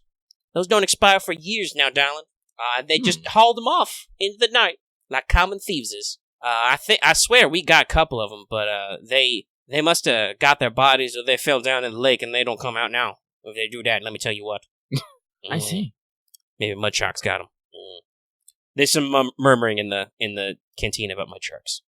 Oh, shit. There's probably a stuffed mud shark head somewhere in this bar. Probably called, Old Snappy or something. Yeah, something like that. Well, Well, Loth, actually, I shouldn't spoil it. You guys don't have xenology. But basically, imagine one of those mud skippers, those, big fat little fish, though, that can come out of the sand and stuff. Imagine those, but with, shark teeth. And its head looks like it's about the size of a large dog's. I can't image it, but I'm happy that I can. Oh yeah, for those who might be confused about why this is being mentioned, I have just been making comments in the secret channel that we have, so... there's a lot of peanut gallery going on. Yeah. But that's okay. That's how we usually run. Especially since this conversation is very focused on Aramaa. Anyway. Yeah, it's like... The if you nice guys lady have has anything- stopped talking for a moment, if you wish to ask her questions. Well, shoot, actually, I kind of feel like, I'll just, hold up a finger. I was like, one moment, ma'am. Turn back to the boys, and it's like, you all get all that? Oh, no, that accent's getting me. But, Forgot about most of what I could understand. Yeah, I believe so. Did we have some sort of... Kid milk! This milk is the nastiest I've ever tasted. it's probably something you brought with you. I put some hair on your arms. I'm just saying that because Cav is obviously a teenager, so they're not gonna give him a shot of space whiskey. It's not even good whiskey. Too young to enjoy spisky. Bourbon. Spurban. I wonder one if shots, one Star beer. Wars alcohol brands exist. I think I got most of that. Now we're taking space shots at spots. Maybe... Do we know the direction that they head out from after the attacked? Well, if they Hey, hit Lara the points. Well, if they hit the cannery and had to drag off some pallets, they might have had to leave some sort of trail. We should probably head to the cannery next and see what happened there. Okay. Are there any further questions you wish to ask this nice lady? Any sort of identifying marks? Now, darling, you're shorter. She pats you on the head. No, darling, they didn't have nothing like that. They were just, They didn't talk like they was from around here, but they, I would say, looked like they were just like any of the other locals around here would. Maybe a little light on their rubber boots. You know, they didn't look like they were equipped to go swamping. Like I said, they were probably too fancy with their flying machines. Get down and dirty in this here swamp. But, yeah, they was just wearing normal space clothes. Okay. So yeah, they are not identifying. Let me see. There was a couple of them boys who was in here who was humans, but then I think there was 3 or 4 of them who were them thou Weequay, and there was a couple of big burly boys out there. Maybe some of them Aqualish or a Nikto. Some of them were barking like a Clatoonian out there. They were talking. Some of them were talking basic, but a lot of them talked a little bit of the Huttese. I'm not very good at the Huttese myself. Interesting. So they were standard thug races speaking standard thug languages. Ah, yes. Alright. Oh, that's interesting, actually. That kind of gives the impression that these actually Might be organized. They well, might not so actually- much. Not so much organized, but off-worlders. Might be Yeah, just like mercenaries hired to Yeah, like, that's what I was random shit. thinking, because they don't speak like the locals. They don't speak like Mercenary the, might be. They don't talk like the locals, Talk like the locals, but they act like... and they don't Mercenary- know. And as I said, usually if it was like some bandit groups, usually one of the bandit groups will get formed from local groups. So usually there's a person that be able to identify somebody else in the band. So And a bandit. another thing is that, wait, do they actually have someone that actually goes in ahead of time to identify their targets? Doesn't sound like it. Or do they just we'll drive right on up and hope this town has something worthwhile? Well, I don't know. There weren't really any strangers in town other than the usual. We get a couple. There's some spacers who come down here, darling. They order direct from the cannery, either to pick up new shipments or to go back. I recommend if you ever need something shipped now, you want to talk to the crew of the Tailwind up there in your science base. They're very nice boys, the Tailwind crew. And sometimes we get travelers from other villages. They come to buy or sell their own thing. I think we were planning on doing maybe some market day down in I'm looking for a name. Down in Idsrain. I hope they're doing all right down there. That's a big market town. They a couple of quadrants over, a couple of parishes. Let's be real southern. They're a little small, but they had a big market everybody came to. So maybe we sell some stuff down there. But I don't remember seeing anybody strange come through. But not many people in this town own them electro binoculars, but I bet, you could land around here pretty flat. You could probably go out there in the dark and see from a long way off if anyone would notice anything. Our power generator is a little old, and it mostly runs on moonshine, if you know what I'm saying. Oh, they do use it as fuel. Of course they do. Space fuel. Yeah. Space fuel. So, we don't really light up the town much at night, so they could have been off in the distance.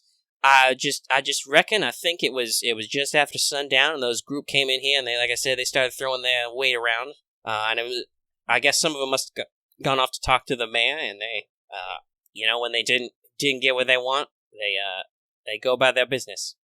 I think they called themselves in a completely, definitely planned name, and I didn't just make this up to see what I would get.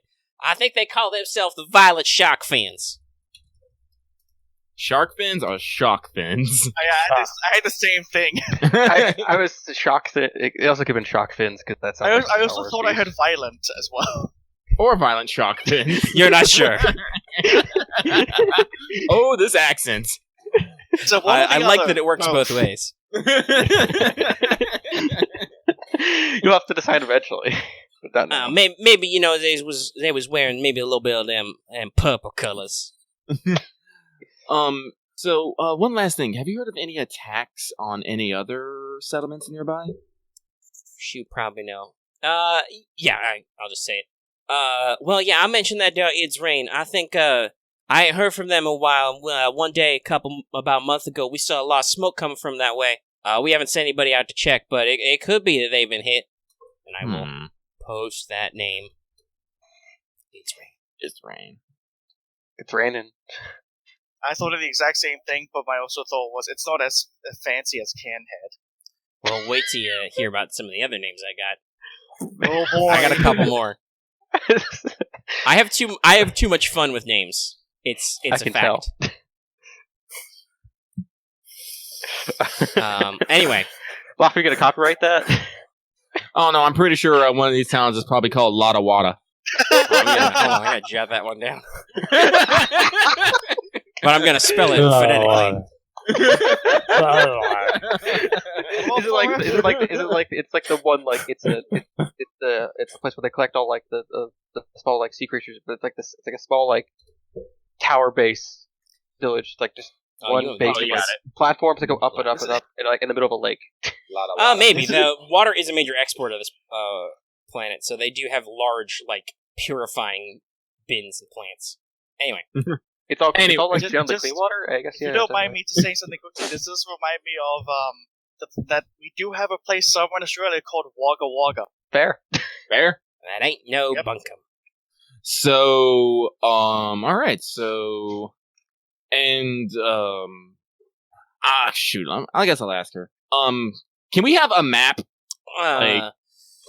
Oh, you want one to take with you? I don't have a map on me, but if No. over... Can we have brought a map?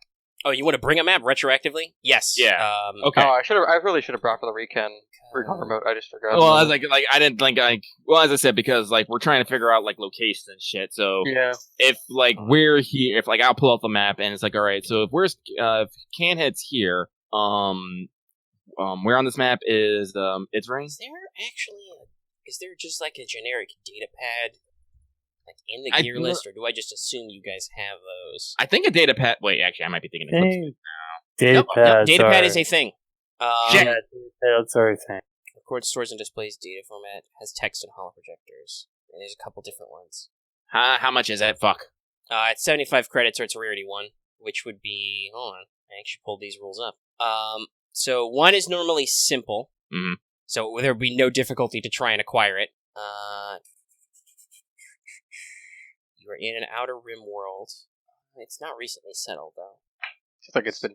So this would just be +2, so that makes it rarity 3, which is easy. So if you want to make an easy negotiation or knowledge warfare check, you can get one.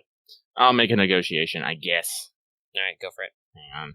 Let's see here. I don't have any negotiation yet. But let's see here. I got 3 green, 1 purple. I was wondering if I could have helped with, but never mind. I think it's still going to be too expensive for me. God damn it. Oh no, this is just military requisition. You don't have to pay money for this. Okay, cool. You have a data pad. It's E1. Boom.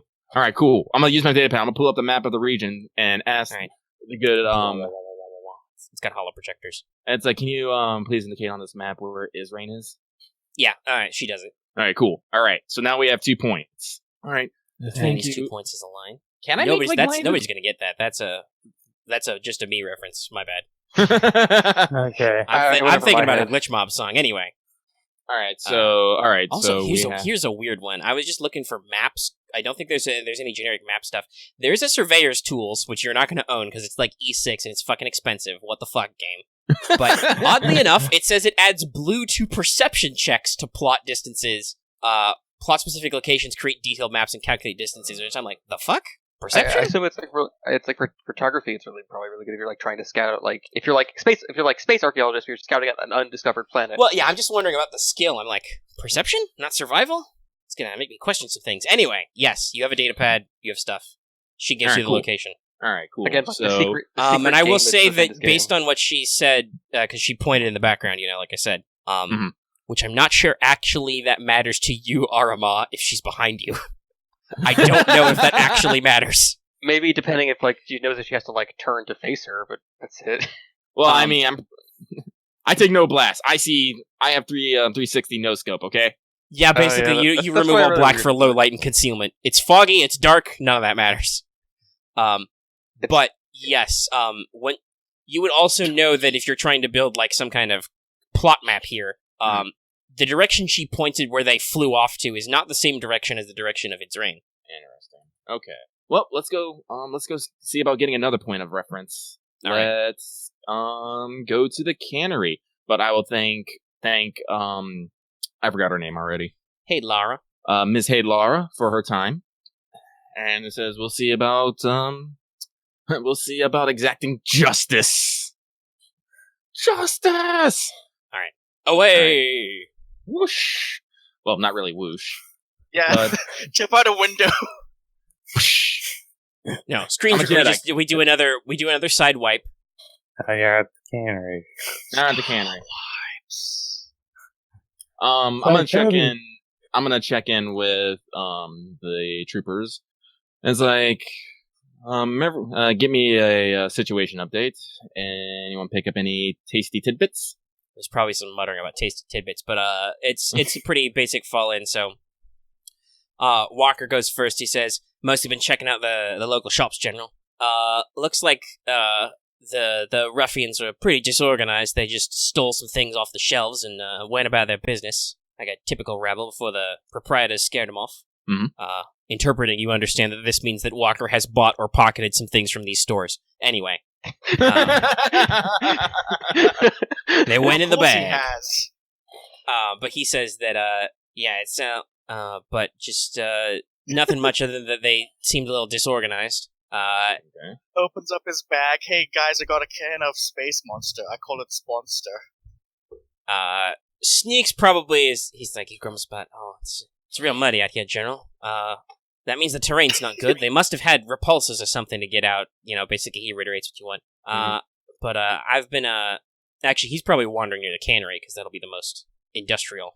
I was wondering if they left via land or via the water. Oh, we'll find There's out. a couple of swamp speeders here set up, and they've got some actual boats. Not aqua speeders, boats with oars. It's a little weird. It's weirding me out a little bit. You mean actually lays in the water? What lays in the water needs actual physical propulsion. But Yes, manpower. It's a little, like I said, it's a little weird. But that just might be because I'm from a floating, flying city in the water. Anyway, they didn't really steal any of their vehicles. They shot some guys up. He talked to me felt like hours about how they blew up his speeder. I think the accents are a little tough. Raz was watching the shuttle, so he's like, "Shuttle still secure."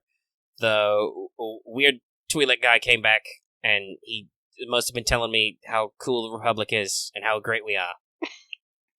While Raz has just been standing there looking good. And Hex reports in with his stuff, and then Tops the sergeant is just like been poking around in the outskirts. The people are a little spooked, but they think we're friendly faces. Quite nice actually around here. Somebody offered me a fresh algae burger. I had to say no though. I'm full up on army rations. As he also makes fun of army rations. When is he going to get that sponsorship? Are you anyway? shooting a commercial? No, definitely not. It's like, But some people's houses got blown up, so those guys clearly had blasters and stuff. They've got a little, not really an infirmary, but they've got a town doctor. He's got a house. Perhaps Commander Vuull could come by and see to them that they've got some minor injuries, broken bones, a few light blaster wounds, but not really much to talk about. They don't seem to have heard of any stories or anything. Interesting. So it sounds like you got most of the scuttlebutt at the cantina. Okay, cool. Right. You got any other orders for them while you're on the line? Oh no, I'll just came to maintain. We're making our way to the cannery. Alright. But we will make contact soon. Alright, you come to the cannery. It's a little loud. It sounds like it's running even now. You hear ka-chunk, ka-chunk, ka-chunk noises, There's a little bit of white smoke pluming out of it, because clearly they've got some kind of heating or sealing going on. There's big tubes and pipes running into the water. It's right at the side of the lake, basically, so that the fish comes right off the docks into the cannery. And indeed, you see Boots there talking to a very annoyed and slightly piratical-looking Rhodian. He's got an eye patch and a peg leg. Save me from this pirate. He's pointing at his swamp speeder, which is basically an airboat, but it glows blue and makes woo-woo noises. That's like the engine's all like burned out and blown up, and you were like, "Oh, somebody shot that a lot," until it popped a little bit, kind of stuff. the prop team had a lot of fun, like converting like the swamp boat. Oh yeah, the prop team had a field day with this. Yeah. And then they got to blow it up for VFX. So yeah, he's a little distressed about that. You do in fact see some basically riverboats, little low, little flat. Some of them have basically little outboard motors, and some of them are just, basically little more than canoes or gondolas and are clearly crewed by like a guy pushing a pole, which is remarkably low tech for all of you. But yeah, the cannery's there. The cannery has a couple of dedicated landing pads, which are kind of not really fenced off, but they got like some safety netting so you don't slip off into the lake, that kind of stuff. Mud sharks. And you hear, you see a little bit of water burble here and there. And yeah.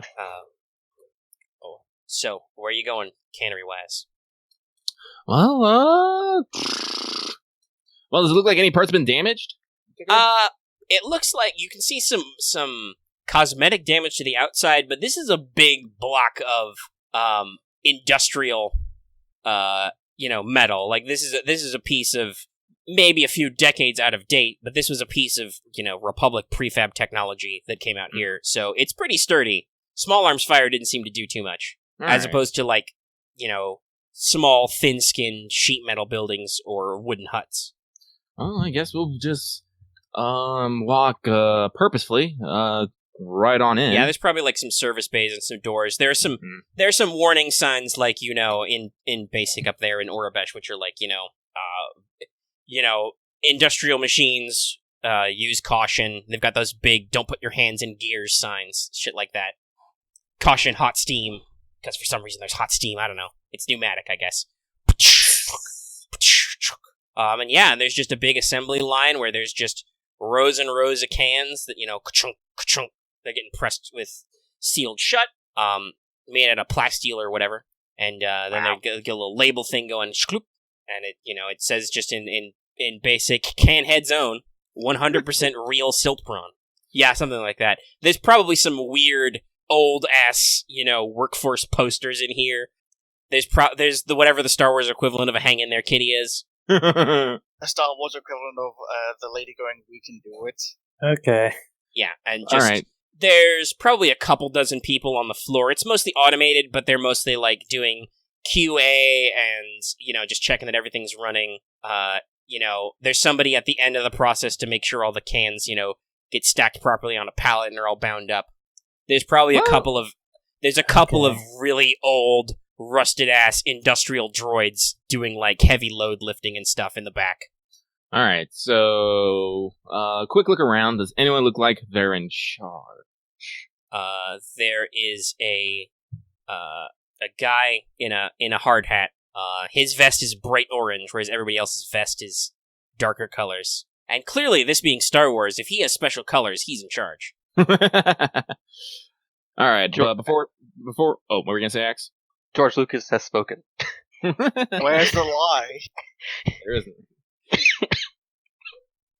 All right, before we make our way over, anyone have any points that we think we should bring up?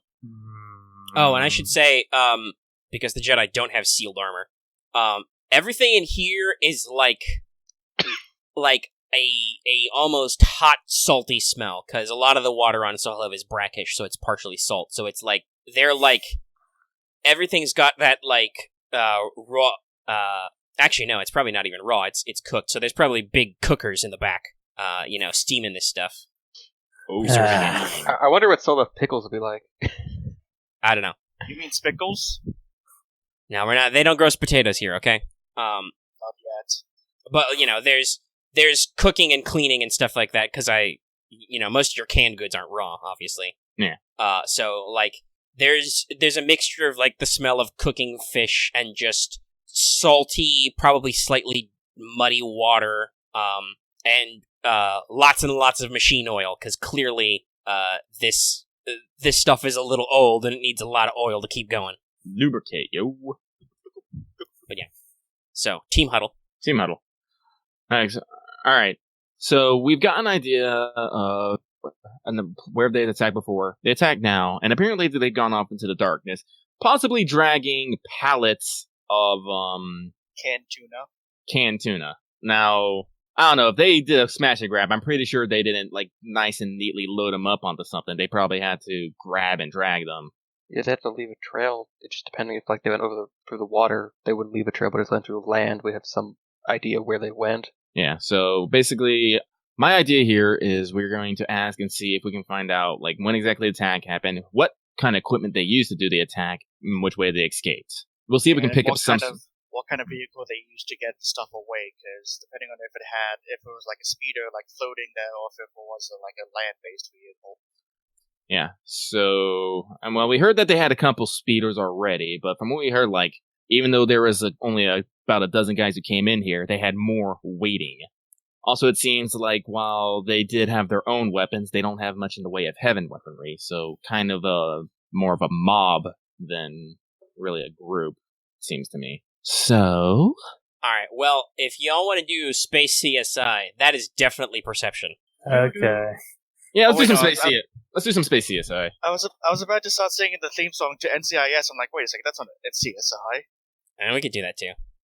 So what is my perception? Shit. Oh, what would be the perception? Average. Search for clues!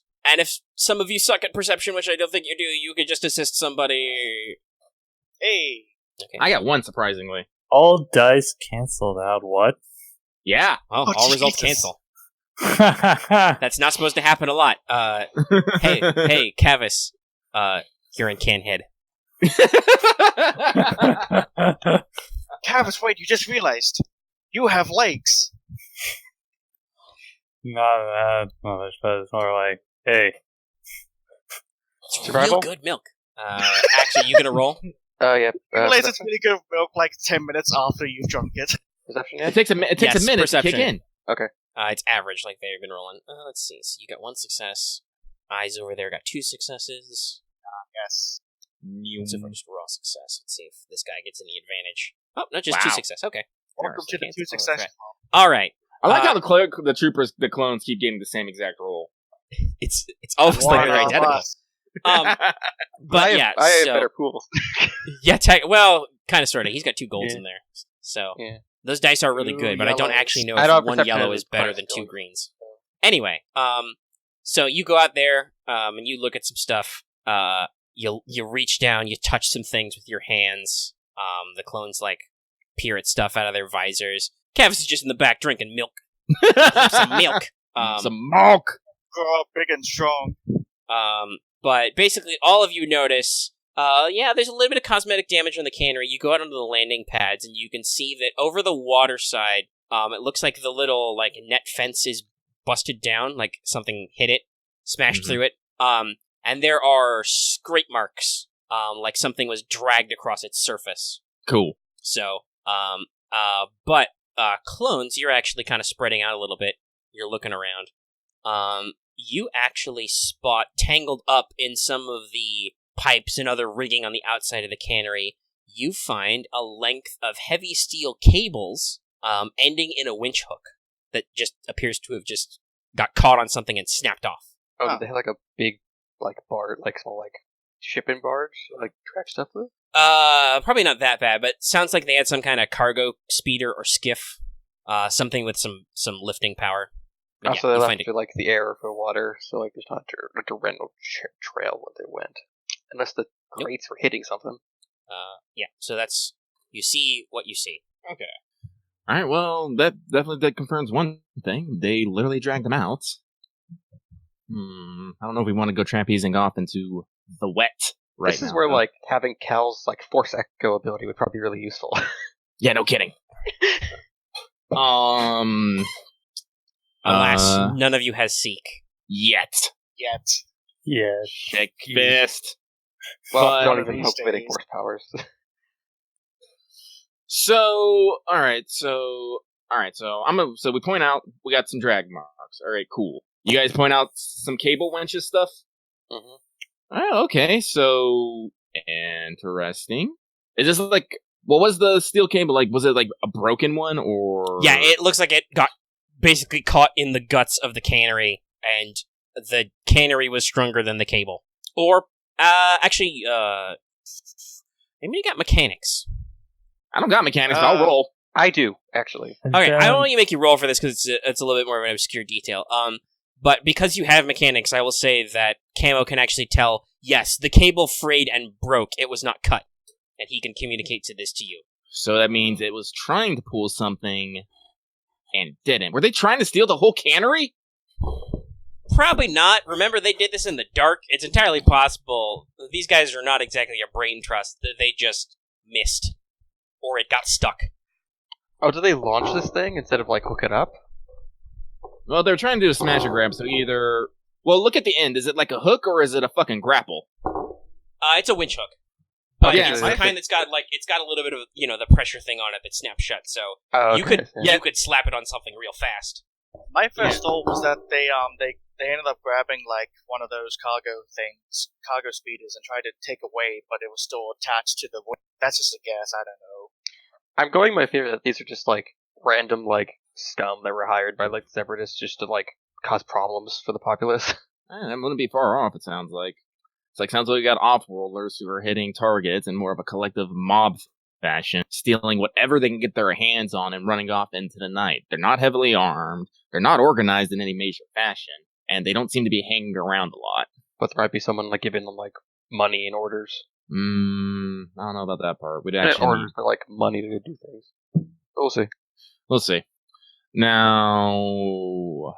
I guess, yeah, fuck, I don't know. I don't really want to talk to Safety Man over there. I don't know if you have anything really. Safety Man! Could I, like, just more with... of the same. Yeah. Can I possibly, like, with Arama's help, maybe, like, retroactively, like, get that recon remote? Because that might be, like, right, the next step we have to go for. Just, like, get a... What does the recon remote do again? To what I have it written down as, it's a basically small flying drone that, like, that does, like, a 20-kilometer, like, range, so 360 view of night vision, and, like, up to, like, 20... So basically, like, 360, like, 20-kilometer view of, like, the area. I don't know, it sounds like a little bit like specialized equipment. It is normally Rarity 3. That means it'd probably be, like, what, Rarity 5? Yeah, which would kick that up to a average check still. Since you did say you wanted to think about getting it, I would say that one of you could attempt to roll. Yeah. I just have only one knowledge warfare, so I don't think I'd be able to. I only have, like, two willpower or 2 intellect, so I don't think it's like any chance for me. I mean, you still got a yellow. It's only two difficulty dice. Yeah, I know. Yeah. Just do it. Don't be afraid of failure. Shit. All right, let's try. Fuck.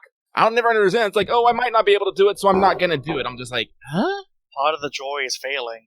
Oh, okay. There it is. Speaking of which, See? Fuck. No, they're like, you're not on a recon mission. You don't need no recon remotes. It's fine. meanwhile, around the corner they're playing with recon remotes as if they're like doing like bumper cars. Like, tee hee hee. I mean, what do you got for entertainment on this fucking backwater plane? Hey, I'm Quartermaster. Yes, that's literally my clone name, and this is my sick holotube series. He's just, like taking fucking drone footage like he's a vlogger. Like battle bots. Like military unboxing videos. Forgotten blasters. That's actually a joke. I have seen those images. That's pretty good, actually. Though it also makes sense because a lot of blasters blasters you see on live action anyway are actually, they're props literally made from restructuring other stuff. Anyway. Yes, D15A. Can it be blended? All right. So I think we've hit the three major. Unless we want to go to, I don't know. How do you feel about giving some people some aid? Calcastus, when given the not Calcastus, why did I say that? Because you mentioned it earlier. Yeah, I know, I'm sorry. I literally platted Fallen Order yesterday, so it's been on the brain. He's also the resident Padawan, so it just happened. Yeah. Canhead is a 60-man question. That's like, you want to see what happens when we stick like such and such under a pneumatic press? Don't change that channel. Gnarly. How long does it take to crush a swamp jaw? So, Padawan, like I said, no matter what times, the Jedi should always try to help people in need. An opportunity for that has appeared. It seems that there are some people who are still injured from the attack a week ago. It'd be a good show of faith to assist these people in their time of need. Don't you think? Yes. Would you like some assistance in the aiding part? Unless you're going to use your force powers. Yeah, I don't think you can. Maybe Aramaa could like give him an. Actually, it's not even a check because it's not inherently with a discipline. But yeah, I don't think non-force people can help him roll force powers. Yeah. I I could suggest offer aid that- if he was going to do basic medicine, though. I suggest well, like the Jedi go up do that. I take you and like you try to help me like get to a higher ground so we can like just long range look around the area. We can just like find somewhere like high up. Do you have like electro binoculars or something? Oh fuck me. That could be. Like I said, you have without needing to roll. There could be mission gear. You guys could probably have gotten if you treated this like a recon mission. Probably could have got the clone polarized electro binoculars. Not like to keep, but like temporarily. Yeah, just to borrow for like the missions because like scout stuff out. Yeah, I think that gives the same effect as like the visor for like the phase armor. It's similar, but it's got some other stuff on. Let me actually. Okay. I was wondering if I could use that to like, and then maybe like boots help me on the roll as I like try to do perception around the area. Well, I was just gonna I like on the off chance that Kavis wanted to use medicine instead of force powers, I was going to offer aid there. But if you need, you have a point in medicine? Perception, yeah, I have a point. well, in as I medicine said, we're gonna go do some good Jedi work. If you two want to get the high ground and check out, see if you can notice any other maybe settlements, locations, any disturbances in the local topography.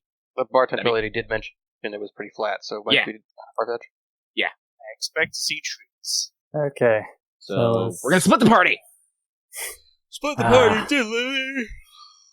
I know what you want. A little bit of yawn there. Everyone's yawning except me. Anyway, we're here. Okay. We'll do the Jedi first because that's pretty easy. Okay.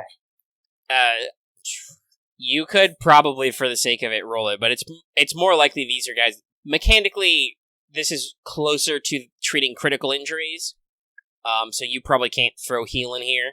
Yes, because I don't exactly have the upgrade that would allow me to deal with criticals. So let's just go ahead and make an average medicine check. Add a boost die because you have the force heal power. If Aramaa assists you, unskilled, I assume, add another boost die. I'll assist. And plus I also have the med pack. Oh, okay. I will add a boost, and the way I am boosting is I'm explaining how to use the force to feel for one's injuries and what is wrong. Okay. And guide. He heals as well as I shoot first. Okay, so that's, I think, 3. Impromptu Jedi training. Yeah, this is literally what Master asked me to do. Time to Works out. roll this stuff. Okay, I'm just currently like trying to do this as calm as I can, though. It's all like, So I just like take a first deep breath and just like breathe. exhale and start Breathe. and Just get to work. breathe. Like, just hold still and I'll get this. Breathe in the force. Breathe out the force. Okay. Hey, it's a success, my dude. And A lot of blinks, but you managed to fight off the failures and Nice. threats. Yeah. So you can deal with that advantage as you like. One success, yes, you heal them successfully with a combination of shit from your medkit and just a little bit of force use. Force juice. Okay. Life affirming force juice. So if you wanted to say, for example, heal some strain you've taken. Okay, I'll heal some strain. That's only... I have 1 strain left over. Alright. No, I mean, I have 0 strain left now, but I have 1 advantage. Actually, wait, that would be 3 advantage because the med pack has an advantage. Ooh, okay. With 2 advantage left over then, the town doctor, and maybe a busted-ass medical droid, actually, I'll just throw a narrative thing in here. One of the guys, you said, this guy he stumbled in, actually a couple of days before they attacked. I've been really strained of supplies fixing him. You actually managed to bring this guy around. He's got some, battle wounds. Oh my. And the doctor actually mentioned to you, like he's taken some more serious shot, that he recognizes that this guy is from Id's Reign, and he, came from that way, and he was, grievously injured and couldn't speak, and it's, been slow going to heal him, so you get extra plot info. Yeah. All right, Team Eyeballs. If you want to quote unquote get high, your best bet is to basically kind of wander around and like get on somebody's roof? It's like, how tall is the cannery? Or like, what's the tallest building in it's the a area? couple of stories tall. You know, it's got some smokestacks. Now, we don't talk about a swamp need now. We don't talk about that dang swamp weed splash now. Tell you what? You're doing too good. He is from Florida. Not originally, Exactly. but I've been here a while. That's how dialects work. Anyhow, yes. So you can climb onto somebody's roof. Do we have to make an athletics check? Entirely possibly. And like, Okay. Just for the sake of, like, I do want to know if you guys are gonna bonk your heads on something. So, yeah, make me an not even average, an easy athletics check. Ah, shit. that's like a 1 purple die. Yeah, easy's one. Should I Alright. reroll that again, or do we just take away just one? Yes, especially considering you forgot your boost dice. Ah, shit. Physical conditioning. You swole! Yeah, go for it. Oh, jeez, Hey, okay. Oh, Yes, he you're did fine. good. super succeed. You My both boost die did succeed, nothing. and you both, nobody notices you because you rolled some advantage. That is some super suck. Oh, wait. Maybe that alright. advantage can help us like look better. Well, yeah, basically, that's what I'm saying. Nobody pays attention and notices, and nobody's asking you what you're I doing. meant as climbing in like roofs. like the perception check. We climb up the building, then I climb up on your shoulders. That's how I this mean- works. No. I mean, people have already seen clones walking around looking at stuff. yeah. I'm pretty sure they're not going to be too fussed about, are there clones on the roof? Well, yes. Yes, there are, dear. Also, knowing our situation, yeah, but like, this is like I none of their your- brothers notice. So like Tops isn't like, soldier, what are you doing on that roof? No, he doesn't do that. Okay. No. Alright, So on the roof! perceiving, it's do we an have the average detector perception check. You can either make it Okay. individually or you can team up. Do I have the? Do we have the? If you polarized wanted to binoculars? take Yes. them, yes, you could have. You could Yeah, I have would them like for to. the boost. I would Okay. say we make separate checks. Okay. I have perception 1. So it's average to see. Shall we? Uh, Are we allowed to make separate checks, but also you both use the binoculars? Or Oh yeah, no, you'd both have your own. The question is just if you took them. Yeah. And Yeah. my visor gives me minus black die, but that does nothing because it's not a hard check. Yeah, no, there's no additional black dice here. It's not. All right. It's actually not really rainy out here, probably because there's large bodies of water. Oh, let's see. So okay, then let me just set this up. let's see if I can get anything extra. Let me just see. It was average, right? Yeah, average. Success. Good news, everybody. And oh, okay. Yeah, He's it's been a rolling pretty well. Or more of like my boost die have been rolling blanks like almost all my roll. yeah, boost dice are a little swingy. They've got like a couple blank faces, but all the other faces are good. Yeah. There's probably some weird image edit you could make out of this guy's derpy binocular face. Anyway, Like he's been distracted with this. street magic. Where are my Cheez-Its? There's no Cheez-Its here. That's a lie. Anyway, okay. Both of you succeed, so you look for stuff. You look around. So what you both notice is that indeed there is no gosh darned cover anywhere in this in visual range. This is all just mud flat. There is like some algae stuff growing out of some of the mud. There's maybe some, there's some water plants that kind of grow and clump up some of the waterways. But generally there's not a lot of terrain. So somebody who, like you, had electrobinos could probably stand quite a long ways off in the dark, because it removes one black for low light, and observe the town from quite far a ways away. And you don't really see any distinguishing features, except with his extra success, because you get an extra detail. You do notice, imprint evidence, that kind of stuff, that would all go away in the rain, obviously. You know that from, probably your basic schools, military training. Simulations. And also those scenes where, like, clone troopers are, like, sitting in classrooms getting, watching Getting the holographic on. slideshows, hollow PowerPoints. That rank in warfare. Yeah, that kind of stuff that, like, yeah, you're not going to get any real terrain stuff, but you do notice, thanks to the zoom, because one of your successes was from your boost die, that you're looking out there, you're zoomed really far out, and you're like, is that a mud-covered pallet of cans out there? With your advantage, though, Camo, you do not notice that, but you do actually take a second to like look up your binoculars and like actually look at the town from a height advantage. You definitely, so they left that way out over the lake, right? And I'm pointing that you can't see, but we'll just imagine it. They left that way. But the way you're noticing the angles of some of the scorch marks and stuff you can see up here, because you can get a pretty good viewpoint, it looks like they basically came from the opposite way. So they came from like somewhere on solid landward, out in, as far as you know, the middle of nowhere, and they flew up into town in a rush and left, left the direct opposite way rather than double back. So you don't learn more about what you were looking for, but you get some extra info about the situation. They literally moseyed on through. Pretty classy hit and run, pretty typical hit and run tactics.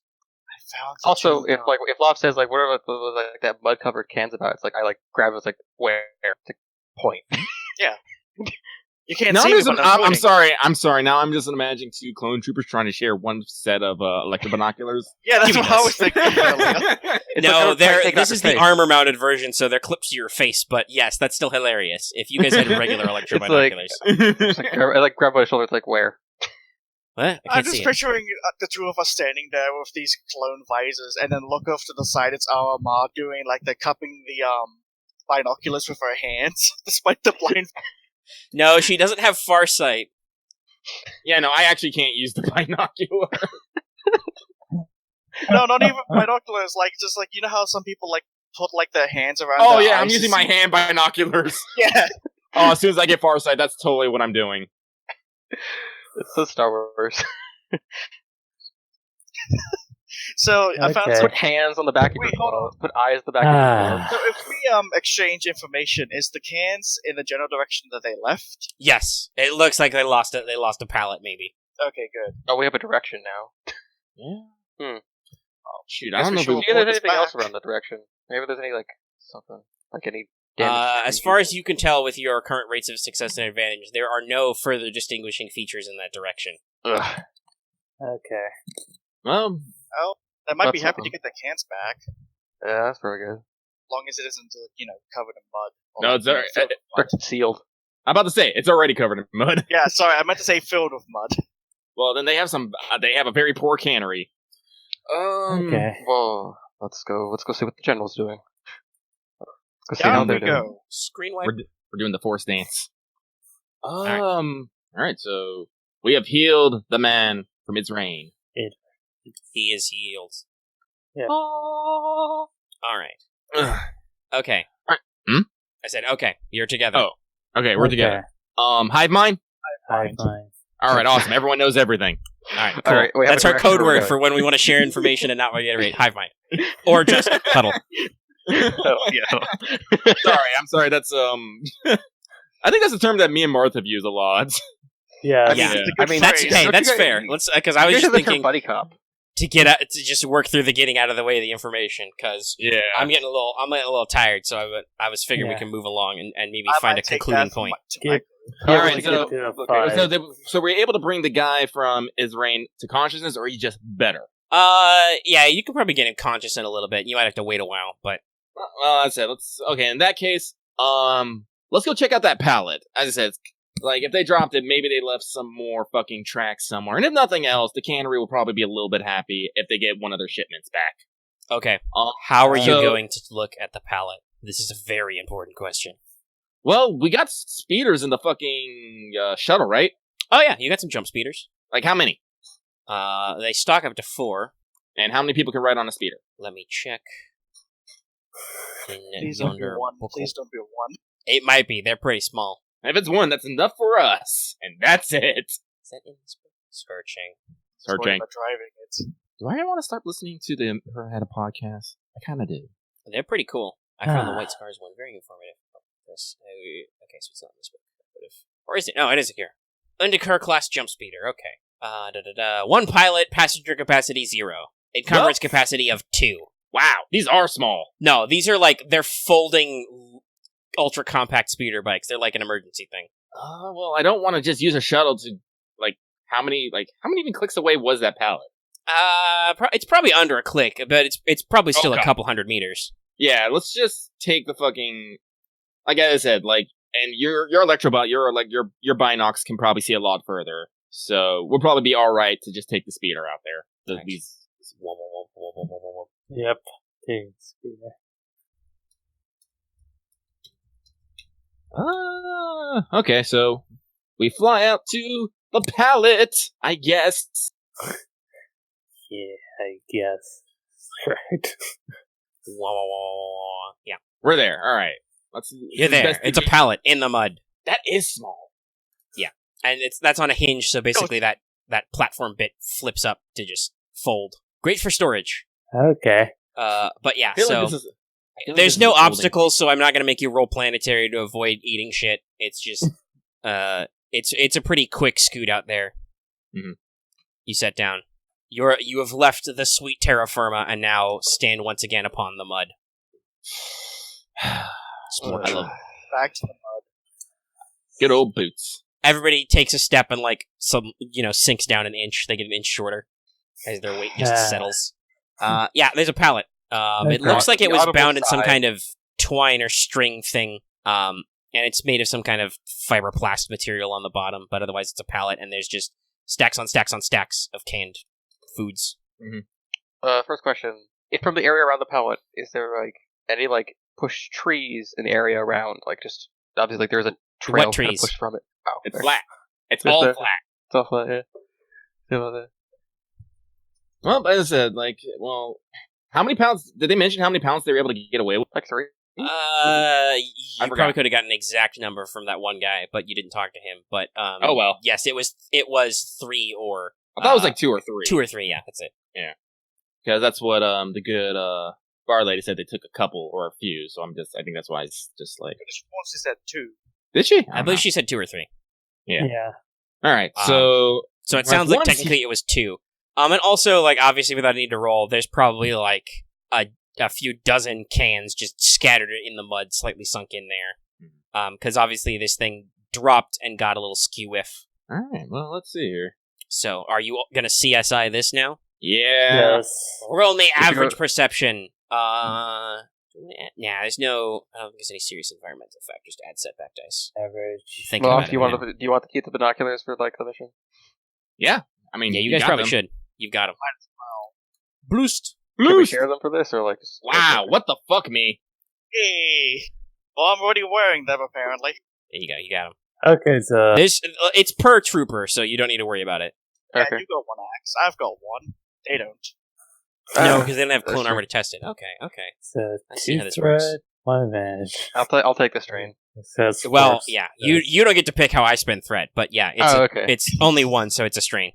Okay, let's go put. Go make You it get- decides. You get a little bogged down in the mud and have to actually do some steps to get out there because you're successful, so you're probably trying to circle the thing and get some info. I really don't like this mud. 2 threats not a lot, but I do like there to be action. I'll think about that. You did got some Hey, success. We'll spend Oh, wait, success first. You can progress the plot by one of the guys try to come back for it. So you guys are examining this pallet. First of all, anybody who succeeded, period, you look at the pallet part. Looks like there are winch hooks and just everything in Canhead is a little old. It looks like the pallet material and the bindings just weren't up to snuff, and the winch cables just yanked out and just popped. They broke off the pallet, even though it was on 4 points. Or maybe it was only on 3 points because their 4th winch was off stuck in a pipe drench somewhere. Were they using the winches from the own cannery itself? They didn't bring them? No, they had theirs. Oh. Just basically just tow cables like you would put on a Hummer, but it looks like they had a 4-point system. Only this one only had 3 points, and that was a little too much weight for this old ass pallet. And it just flopped off into the mud.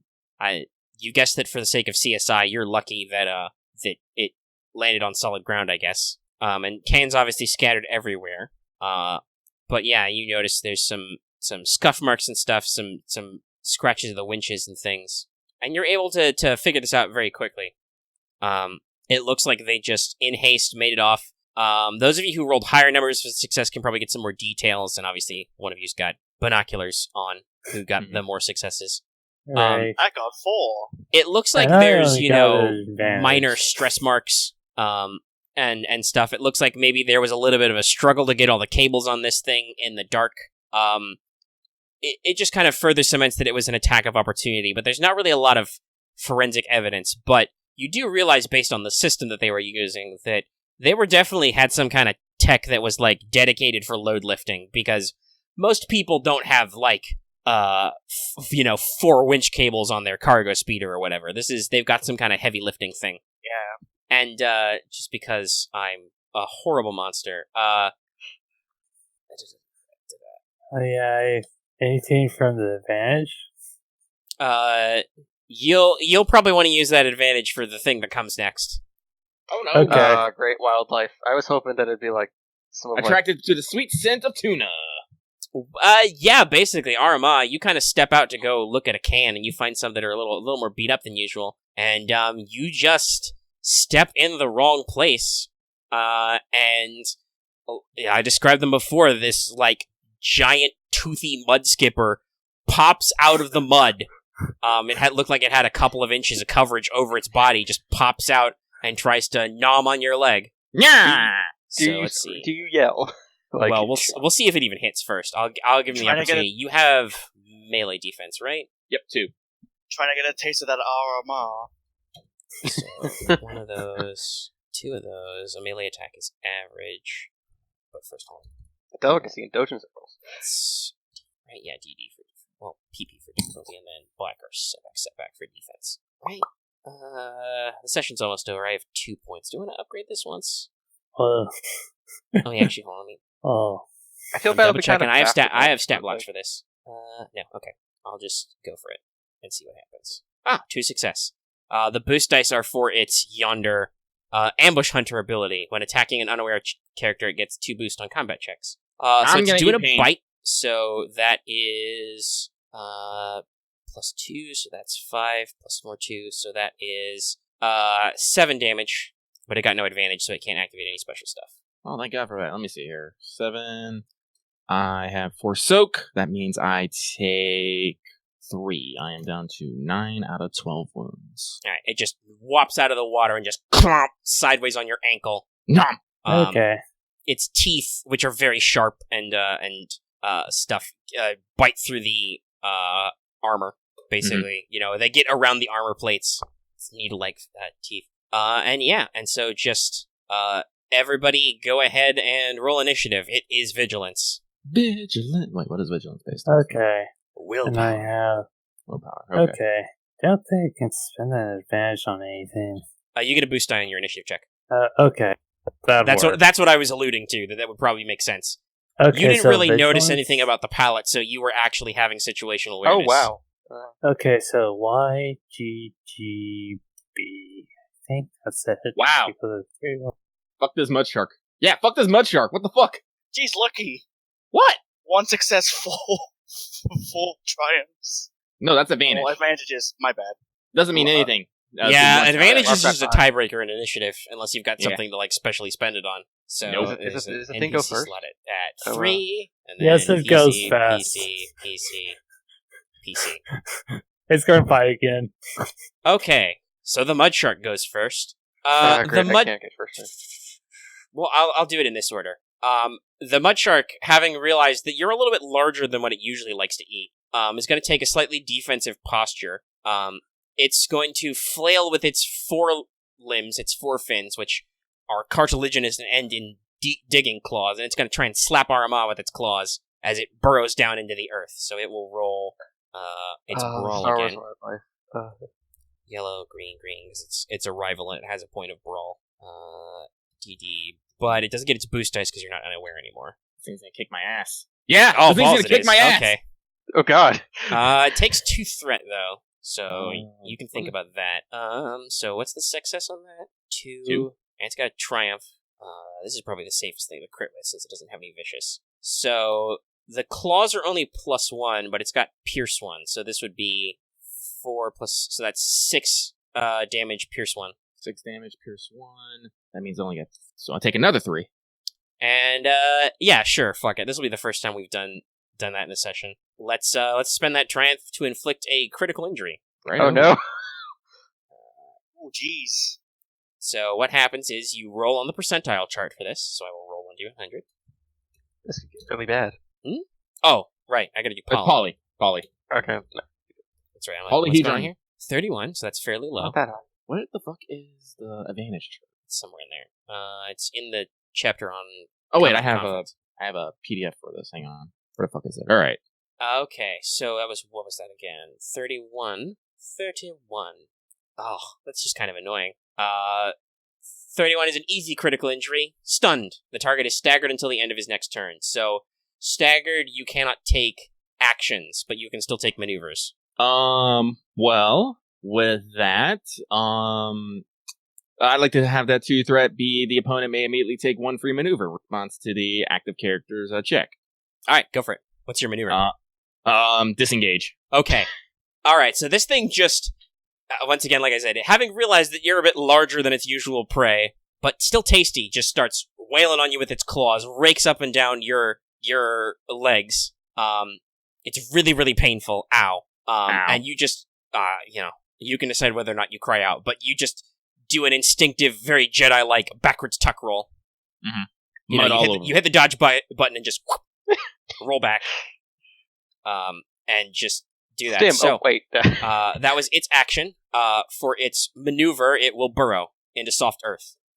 So this effect is when it's burrowed into the ground, it upgrades its stealth checks once and increases its range defense by 1, but it can only spend 1 maneuver per turn. So it has a ranged defense now as it's kind of blurring down into the mud. So Can you still shoot it? yes, it just you take a 1 black penalty because it's partially covered basically by earth. Okay. Accurate should go through that, I think. No, No, but no. I have Pierce 2. Does that go through that? the Okay, defense is okay. setback dice. Your accurate Okay. will help though. Okay. His goes through soak. Okay. So, you've got 4 slots and you guys all go and can go in any order. Who would like to step up? I had this image of like Camo, like he was gonna like draw like as like the thing was attacking Aramaa, like Camo was gonna draw the rifle and then shoot it, but like I didn't get to go. The initiative didn't go that way, so May I vote that the Jedi with the melee go left? That way we don't accidentally shoot them in the back. All Probably Yes. makes sense, especially I should considering probably there's going to shoot be some first difficulty and then, like, dice. and then Camo, go. Alright. I will say that obviously he is now at short range from everybody. Assuming that Lucky has ghosted. I just got back. Hey. Hey. Actually, did I share this handy dandy chart? Oh wait, my browser went down, so I have to pull it back up. aiming, accurate. My handy dandy notebook. Back. Alright.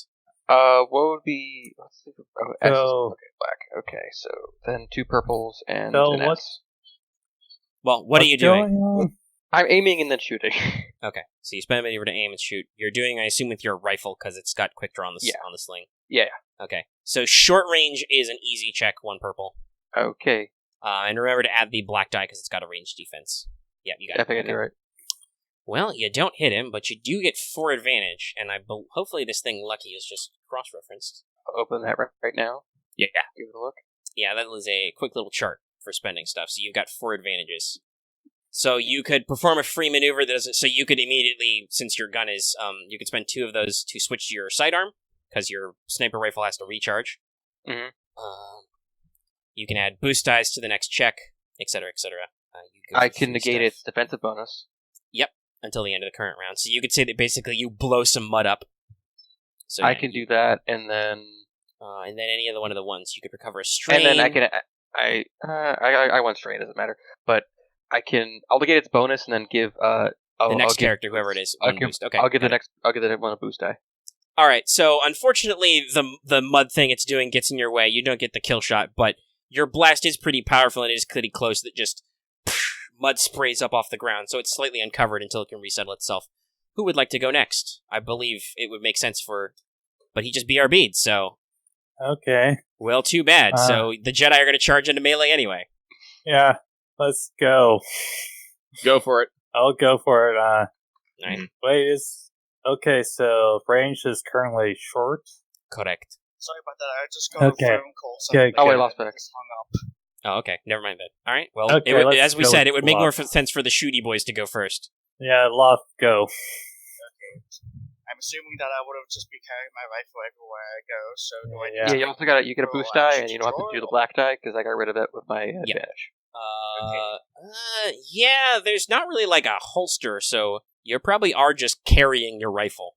Probably like a strap you carry just to make it easier to carry. But yeah.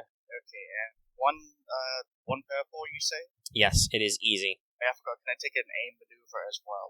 Mhm. Yes, if you want to. So have at least 3 boost die. Well, yeah, I don't. Well, you forgot a boost because add extra boost die. roll another one in Should there I- because that's what Axe did with all his advantage. Oh, On okay. the one hand, he gave you the next person active boost. And get rid of the that's Yeah, easier. so there's no setback. Oh, 4 advantage. Shit. All Core right, advantage again. that's pretty What am I good. gonna do? You could give a bunch of boost die. So, if you what's like. your? Well, he actually hit it also because he rolled a success, so he can do other stuff too. Add a critical?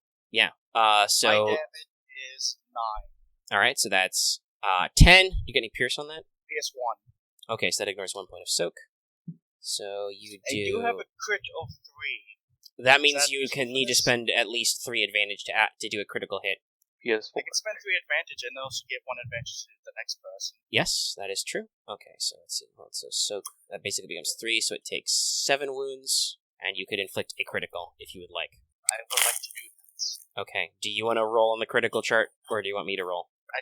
Okay. Who be snacking now? I think that might be Marth. Moth, you snacking? 1d100. Oh, it's all. Bring I need to share with the class. Oh, Oh, 88. boy, that's a big one. Just like you 88. get your kill. Lose all your limbs. 80. Oh, jeez. Compromised. Increase the difficulty of all skill checks by 1 until the end of the encounter. Wow. Hey, You shot off. I think you shot a limb off of it. Wait, do Probably skill not that checks- bad, but you're definitely shooting in like the upper body region where the brain stuff is. Do the skill checks include combat checks, or are those separate? Yes, those are all skill checks. Oh. Compromised is a very high level crit. it's not having a good day. Is it like in levels of 10 or 5? It's usually 5ish. Oh, okay. So Okay. that's like the third best. And because you can get modifiers, like for instance, Aramaa has a plus 10 to all critical hit results so long as she keeps her critical injury. So the chart goes all the way up to 151, which is dead. Yeah, Oh, okay. you did. Oh, you did. And actually, this thing has its bite has the vicious quality, but it couldn't activate that because it didn't get any advantage on that attack, which increases it also. But anyway, it's a PC slot. It should probably be one of the Okay. PCs who can take an action. Mm-hmm. I'll go. Let's see here. I'll just since I'm the rash short person, no thought, I'm just going to go charge, walk through the mud and swing my lightsaber curve at the thing. All right, you probably need to take 2 strain in there somewhere to get your lightsaber out. Unless, did you buy quick draw? I have quick draw. Neat. Wow, of course he does. Internet high five. All right, and Loth, you wanted to spend 1 of your extra advantage to give a boost die to this, right? Yes, boost. Okay, so it's all melee attacks are typically average, so you roll an average lightsaber check with 1 boost. Okay. I And- flip a pawn. Should I? If you want to. Yeah, you still got what is it, 3? 4? I should have used points when I was shooting to attack. But nothing about it. Flip a point to. Let's see here. Should I downgrade the difficulty or It doesn't have increase any my? defense, so it should be like 1 purple or something. No, it's 2, because melee attacks are average by default. If he Okay. downgraded, I'll that would remove spend- 1 of the purple. Oh, okay. I think I'll Also, its spend. defense is only ranged anyway, so he wouldn't Okay. have this. Okay, so I'll spend a point to decrease the difficulty. All right. So is that that's like the second one you guys have flipped, right? So it's So Yeah, so it should be. Is it- was it 3-3 or so should that be, should be 3-3. Yeah, I think 3-3. it's 3-3. all right? all well, things this, in balance. Okay. this thing's not going to live though because it's a lightsaber. But if it did, I would keep that in mind. Oh, 3 Ooh. success. No, that's breach 1, and your base damage is 6, so that's like 9. 9, yeah. It's just like finishing an enemy in Fallen Order. You just walk up and just cut it in half. It smokes gently in there. Nice Aramaa, finishing blow there, you stop Commander. being staggered. I now just see it's like first shot, second shot, stab. Yep. Well, actually, it was chomp, slap. Ah! Boom, boom, boom. Yeah, my guy Sounds like a good My 30 guy seconds. didn't really think about my guy wasn't thinking about making additional noise while doing this. You want good there, Commander? you did the whole the classic draw and cut. You're ready to go. Mhm. All right. Yeah, it was Uh, very noisy just getting it there. So, Aramaa, there's mud in your mud shark wounds. That is not ironic. It just hurts. I guess I'm gonna limp over to one of the bikes. Sit on it, pull off a boot, roll up my leg, take a look at the wound. It's mostly flesh wounds, but there's definitely some pretty deep. The claws were very deep. Like they're designed for this thing to like scoop big blobs of mud out, and it apparently scooped some blobs of your flesh out. So yeah, you've got an easy critical injury that is separate from all the wounds you took. And you're gonna want to get some disinfectant on that. Yeah. Oh, I do have a yeah, I can take care of this myself. Use my emergency med pick that comes in my hecking. Well, first I'm gonna take my canteen. I'm gonna use it to rinse off fucking mud. All right. Then pull out my emergency med kit and try to patch up my critical wound. Okay. So let me see here. Is anybody gonna assist you with this, or are they gonna stand around gawking? I assume, I was going to ask if, Aramaa needed help. I think Cav will. Cav will just assist. Cav will assist. All right, cool. I just didn't think of Yeah. Camo was gonna pat. So Yeah, wait, yeah, first that off, would- both those guys are, who's, treat yourself as if you had medicine 1, right? I think, right? Does neither of you has better than medicine 1, right? Yeah. Yeah, so I don't have basically any use her touch intellect points. with medicine, 1 and add a blue die from the other one helping. Okay. And While this is happening, I'm just gonna watch. the point. difficulty is what? Easy? Easy, Because yeah, of for the critical yeah. injury. Alright. So this is to do actual, like, not quite field surgery, but, like, get out the suture kit, basically you need to pop open your Metal Gear Solid 3 menu. Yeah. Alright, Nice. take a strain. It sucks and it hurts a lot, but We don't you have fix it. anesthetic. You fix it. Your critical injury is healed. Good job, you. All right. Now I'm gonna stab my leg with a stim pack. Alright, you heal 5. Roll down my leg, put on my boot again, try my weights on my injured leg. It winces, it twinges, but I can walk. Yeah, you can Got walk. one left now. You're gonna want some new boots after this, though. Yeah. Isn't Hey, like every mission? don't replace we need me. boots? Not that boots. Well, this is the second session, second time I've been injured. Good job. I Good was job, just I was just thinking to myself, so the theme of this is clearly Aramaa gets hurt every time. me. and everyone else is fine. Being a sniper is weird. The last session will be Aramaa and cast everywhere. She starts having to get robotics.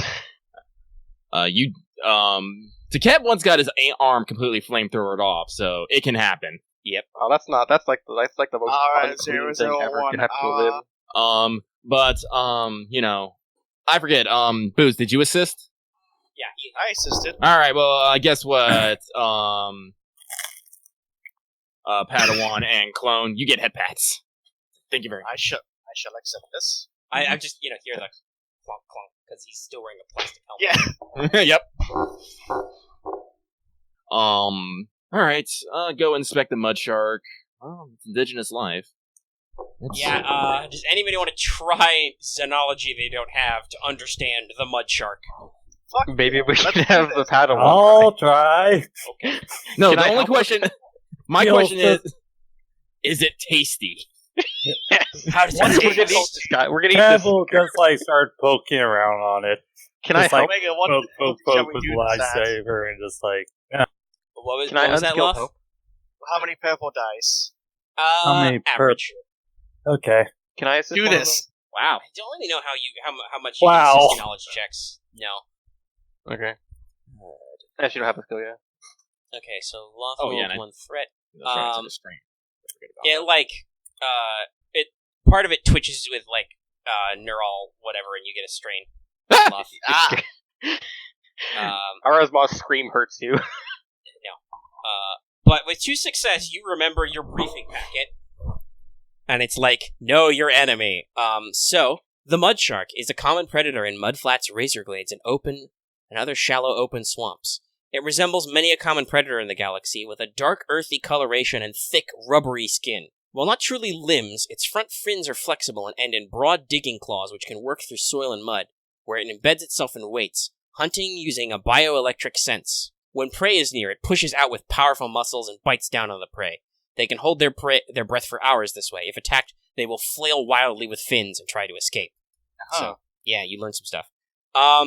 With 2 advantage, this thing is a mud predator. It's, you think it might be good in soup, maybe. Maybe. But the flesh is probably not very palatable.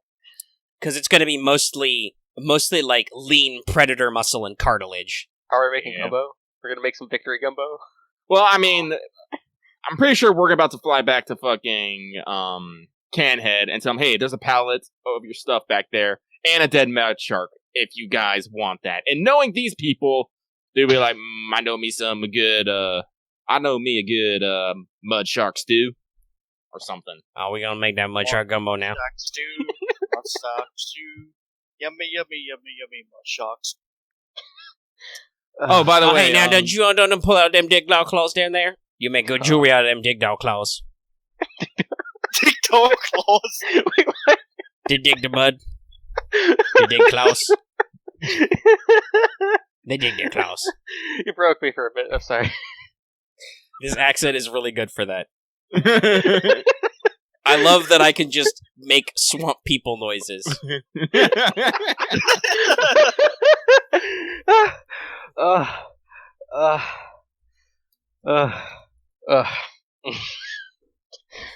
But yeah, okay. I think we're wrapping up the session. So you go back to because we're at over 3 hours too. So that's a good point to stall. You go back to Canhead. You tell them about their pallet. So for next time, you've got some leads. You can check out Id's Reign. You know to think where would they strike next to anticipate them, and you have some ideas on some directions they may have come from or may be going. Yeah.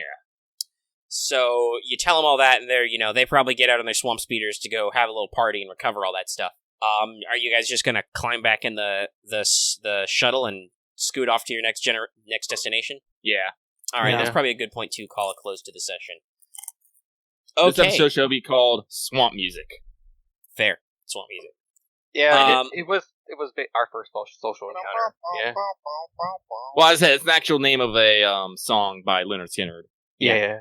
And yes, we're gonna try and make every episode title a music name, because I did Welcome to the Jungle before, and now it's just Swamp Music. Let me make sure to write that down. Okay. Let's do end of session stuff. Nobody really mission wasn't accomplished yet, so nobody really gets any duty procs up. Yep. We'll see at the end of this. Because there's some stuff. Well, your mission is identify the source of these bandit attacks and probably stop them. Yeah. You may be making up some of the mission parameters as you go along. We don't even know how many there are. Vaguely. The mission was to identify them, not wipe them out. Close enough. Column A, column B. Anyway, so let's do EXP. So is there stun on this giant rifle I have? No. No, the DC-15X doesn't have stun setting. I do. Poor Swamp But why would I Shark. stun? Why would I stun the mud shark? Oh, because it's only being a mud shark. Yeah, but yes. he was thinking clone thoughts, which is there is a thing attacking my commander. No, You kill it. There's a mud shark attacking our command post. I wasn't thinking.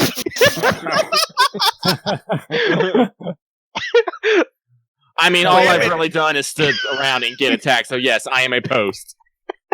This entire time, Omega, I've just been thinking, man, how can I fucking put in command post in here somewhere? There it is. These are other like Battlefront quotes that don't say command post. Okay. I don't know. There's a lot of command post. Anyway, EXP. So, We've lost a command post to the mud sharks. Take it back. All right. So I think you investigated everything in Canhead pretty good. We'll call that 5 for that, and then let's see. So I think you talked to everybody, and you got a lead on Id's Reign, and then you defeated the mud shark. So we'll call that, because this was more an investigatory and lighter, we'll call it 15. Cool. Did anybody do anything particular to their motivation? People are counting on me. I want to say I got that because my master has entrusted training of the Padawan to me. That's fair, and you did go out of your way to assist in that. All right, so you get 5 extra from that. Booyah. I don't know where. Yeah, don't think I hit my motivation. That's right. What's your motivation, Marth? faith in family, friends and family. Well, considering sorry, you guys go. No, That's pretty much the one. I don't know. I guess it's in like. Do you consider Aramaa? Do you consider Aramaa friends and family, or are this? I think it would be friends because. Well, yeah, obviously, but or Jedi known you is well family. long enough to be since you were under the same master and all. I think I would say like this is like the opposite foot like you now have to believe in me that I'm gonna like train you properly. Well, yeah. The question is just did he support everyone in turn and was supported? Okay. I don't know. He did with his Aramaa motivation. Jump into melee with a mud shark for you. Supported me with that, and I. And you did, yeah. Also, Aramaa did support you on the medical check too. Yeah, right, we'll call that. Still does both ways. Mine is some. Well, yeah, yours is the mission, which actually I would say you probably hit because you once again this time you actually sat out on your lonesome and were like pursued the goals while they went off to do Jedi stuff. Yeah, it's like, let's go scout out the area. Let's see. I think it's a little bit of a tenuous connection, but I also don't want to be like, no, only you didn't hit your motivation. So we'll give it to Boots also. I mean, he's been spending time with me and like we're getting closer. So it's like, are we? I mean, you guys had we had a good bonding moment. I think, honestly, I think you did too. Both of you on the roof being like, "Hey, what's that?" Yeah, you guys hung out together. You all right, did so that thing. means total of 20 for everybody. Let's see. Morality. Yeah, I do think you definitely had opportunities to engage your morality and chose to not gather conflict on your part, Mr. Man. So, yeah, and you healed people and also you jumped into conflict. And plus, I poked at a creature, exploring new things, trying to find out what it was. Okay, so you can roll 1d10 for your basically for your morality gain. Mr. Conflict Man, you have to roll a d10, and if you get like a 1 or a Holy one. Yeah, if you roll under your conflict, if you roll a 1, you're actually going to go down in morality. Can we flip it that like Marth's character decided to try to see what if the mud shark was tasty or not, so he just took a bite out of it? No, that would be raw. That'd be gross. That's unsanitary. Morality. Right. Okay, so that's 61. Doing pretty good. You're getting close to being Lightside Paragon. I need to make you do more questionable things. What does Lightside Paragon do? Like, what bonuses does it give you? You get one more. You get one more Lightside point, and I think just the Lightside Paragon gets extra strain threshold. Oh, okay. Yeah. Let me check that. I believe I know Lucky where to come back from the void. I don't need to think about what to put my XP towards. What would actually be useful to get? Are there any skills I called for you to roll in this session you didn't have any points in that you can get? That might be one. Other than that, it's just, I don't know, start working through your talent trees. Yeah. I probably would have put points on. Hey, Lucky, you are here. Roll your d10 for conflict. Conflict! You will actually go up or down in morality this session. 3! Okay, I have you gain 1. 2. Oh, yeah. That's 2 gain. Let's see here. Yeah. So I'm at 51. Lightside Paragons. Actually, I think Marth just brought up a good point. You were specifically engaging in your weakness/strength, so that should actually double your gains. So that should be 1. Right. Yeah, because you rolled 1 over. I yell at you because I want you to be better, so I may dote on you more. Yeah, so I did. After you have this conversation, after they do so much to help you out, you kind of feel to yourself that like, no, I'm doing good. I'm gonna keep encouraging them. Mm-hmm. One way or another. I should probably get a point in survival. If it's a career skill for you, it's not. But like on perception, I could also probably get. Well, here's a weird thing. It's like it's good to have out of class, but it really adds up. Like Jesus. Yeah, so you want to be careful with that. Like 1 point in survival could maybe be good, but you guys could also get stuff to be better too. Yeah, I got no points up, but I got 3 cunning, so it's just 3 green, so it's not yeah, you can probably stick with 3 being unless you really want to step out and get survival, which could also make sense for your character. But like I said, it might be more valuable for you to start picking up talents. Like, boy howdy, Aramaa, can you buy some parry and or reflect? Let me see here. If you can access those talents, you might want to buy 1 or 2 of those. I have to go with. I can buy. Okay. Yeah, I can buy. I have to buy jump up first before I can get in the other one, and the other one is just straight up 10. I can't remember which one is which though. I think they're both. Could get. Let's see. I could get conditioned blank, or I could get swift, so I don't get the penalties for moving through difficult terrain. I'm getting, I think, Sense Danger. Which says once per game, but I'm guessing that's once per session. Yeah, once per of game weird. session. Okay. It's Sort probably of just weird. built in. Yeah, sometimes the language on that goes back and forth a little, but that's what remove 2 black dice from any check. Yeah, for I think 1 check. Yes, once per session. I mean, I don't know if you guys need to go that whole hog. You guys are doing pretty good with your yellow dice. But yeah, I'm getting that. So I have about. Oh, I only need 50 more XP to get that Force Rain plus 1. Alright, so I guess I will get Negotiation, Jump Up, and Parry. Ooh, I could buy a rank of physical training, so I have 2 boost die for those. You tread the path of the Swoll. Oh, I don't know what you guys are talking about. These silk prawns are great protein. No. I think I'm gonna get a point in athletics, then another point in ranged heavy. So I've ranged 2, then maybe like points other things, so like get all my range skills. So well, okay. Get that. Yeah, but do you have all the XP for that? I got 20, so I get like 4 points. No, it's multiplied. Yeah. So if you have no points in athletics, yes, you could get 1, but ranged heavy 3 is 15 EXP. Yeah, no, I have 20, so I was just getting 2. So like 1 to 2. That's 10. Right per rank. Yeah. Oh, no, it's multiple. It's in order and multiplied. Yeah. So it's to get your first point is 5. To get your second point is 10 total. And then to get your third point, it's 15 total. That's why we're saying, like, if you go out of class, it adds up real fast. Yeah, buying that third point, for instance, would be 25. Oh, okay. I was just thinking of it. Okay, so I thought it was. I just thought when I read it on the sheet, I thought it was like different. I thought that was for stats specifically.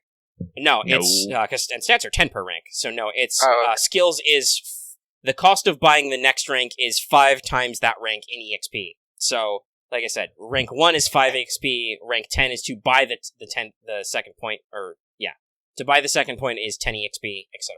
Yeah. Oh, okay, then I think I can. Okay, so I could probably get a point. I think I was getting a point. Getting ranged heavy will cost you 15 XP. Okay, then I think I can get. Okay, then what I could do is I'll probably just get like a point in like the rest of my untrained skills, just to have points in them. Getting your first rank is very easy.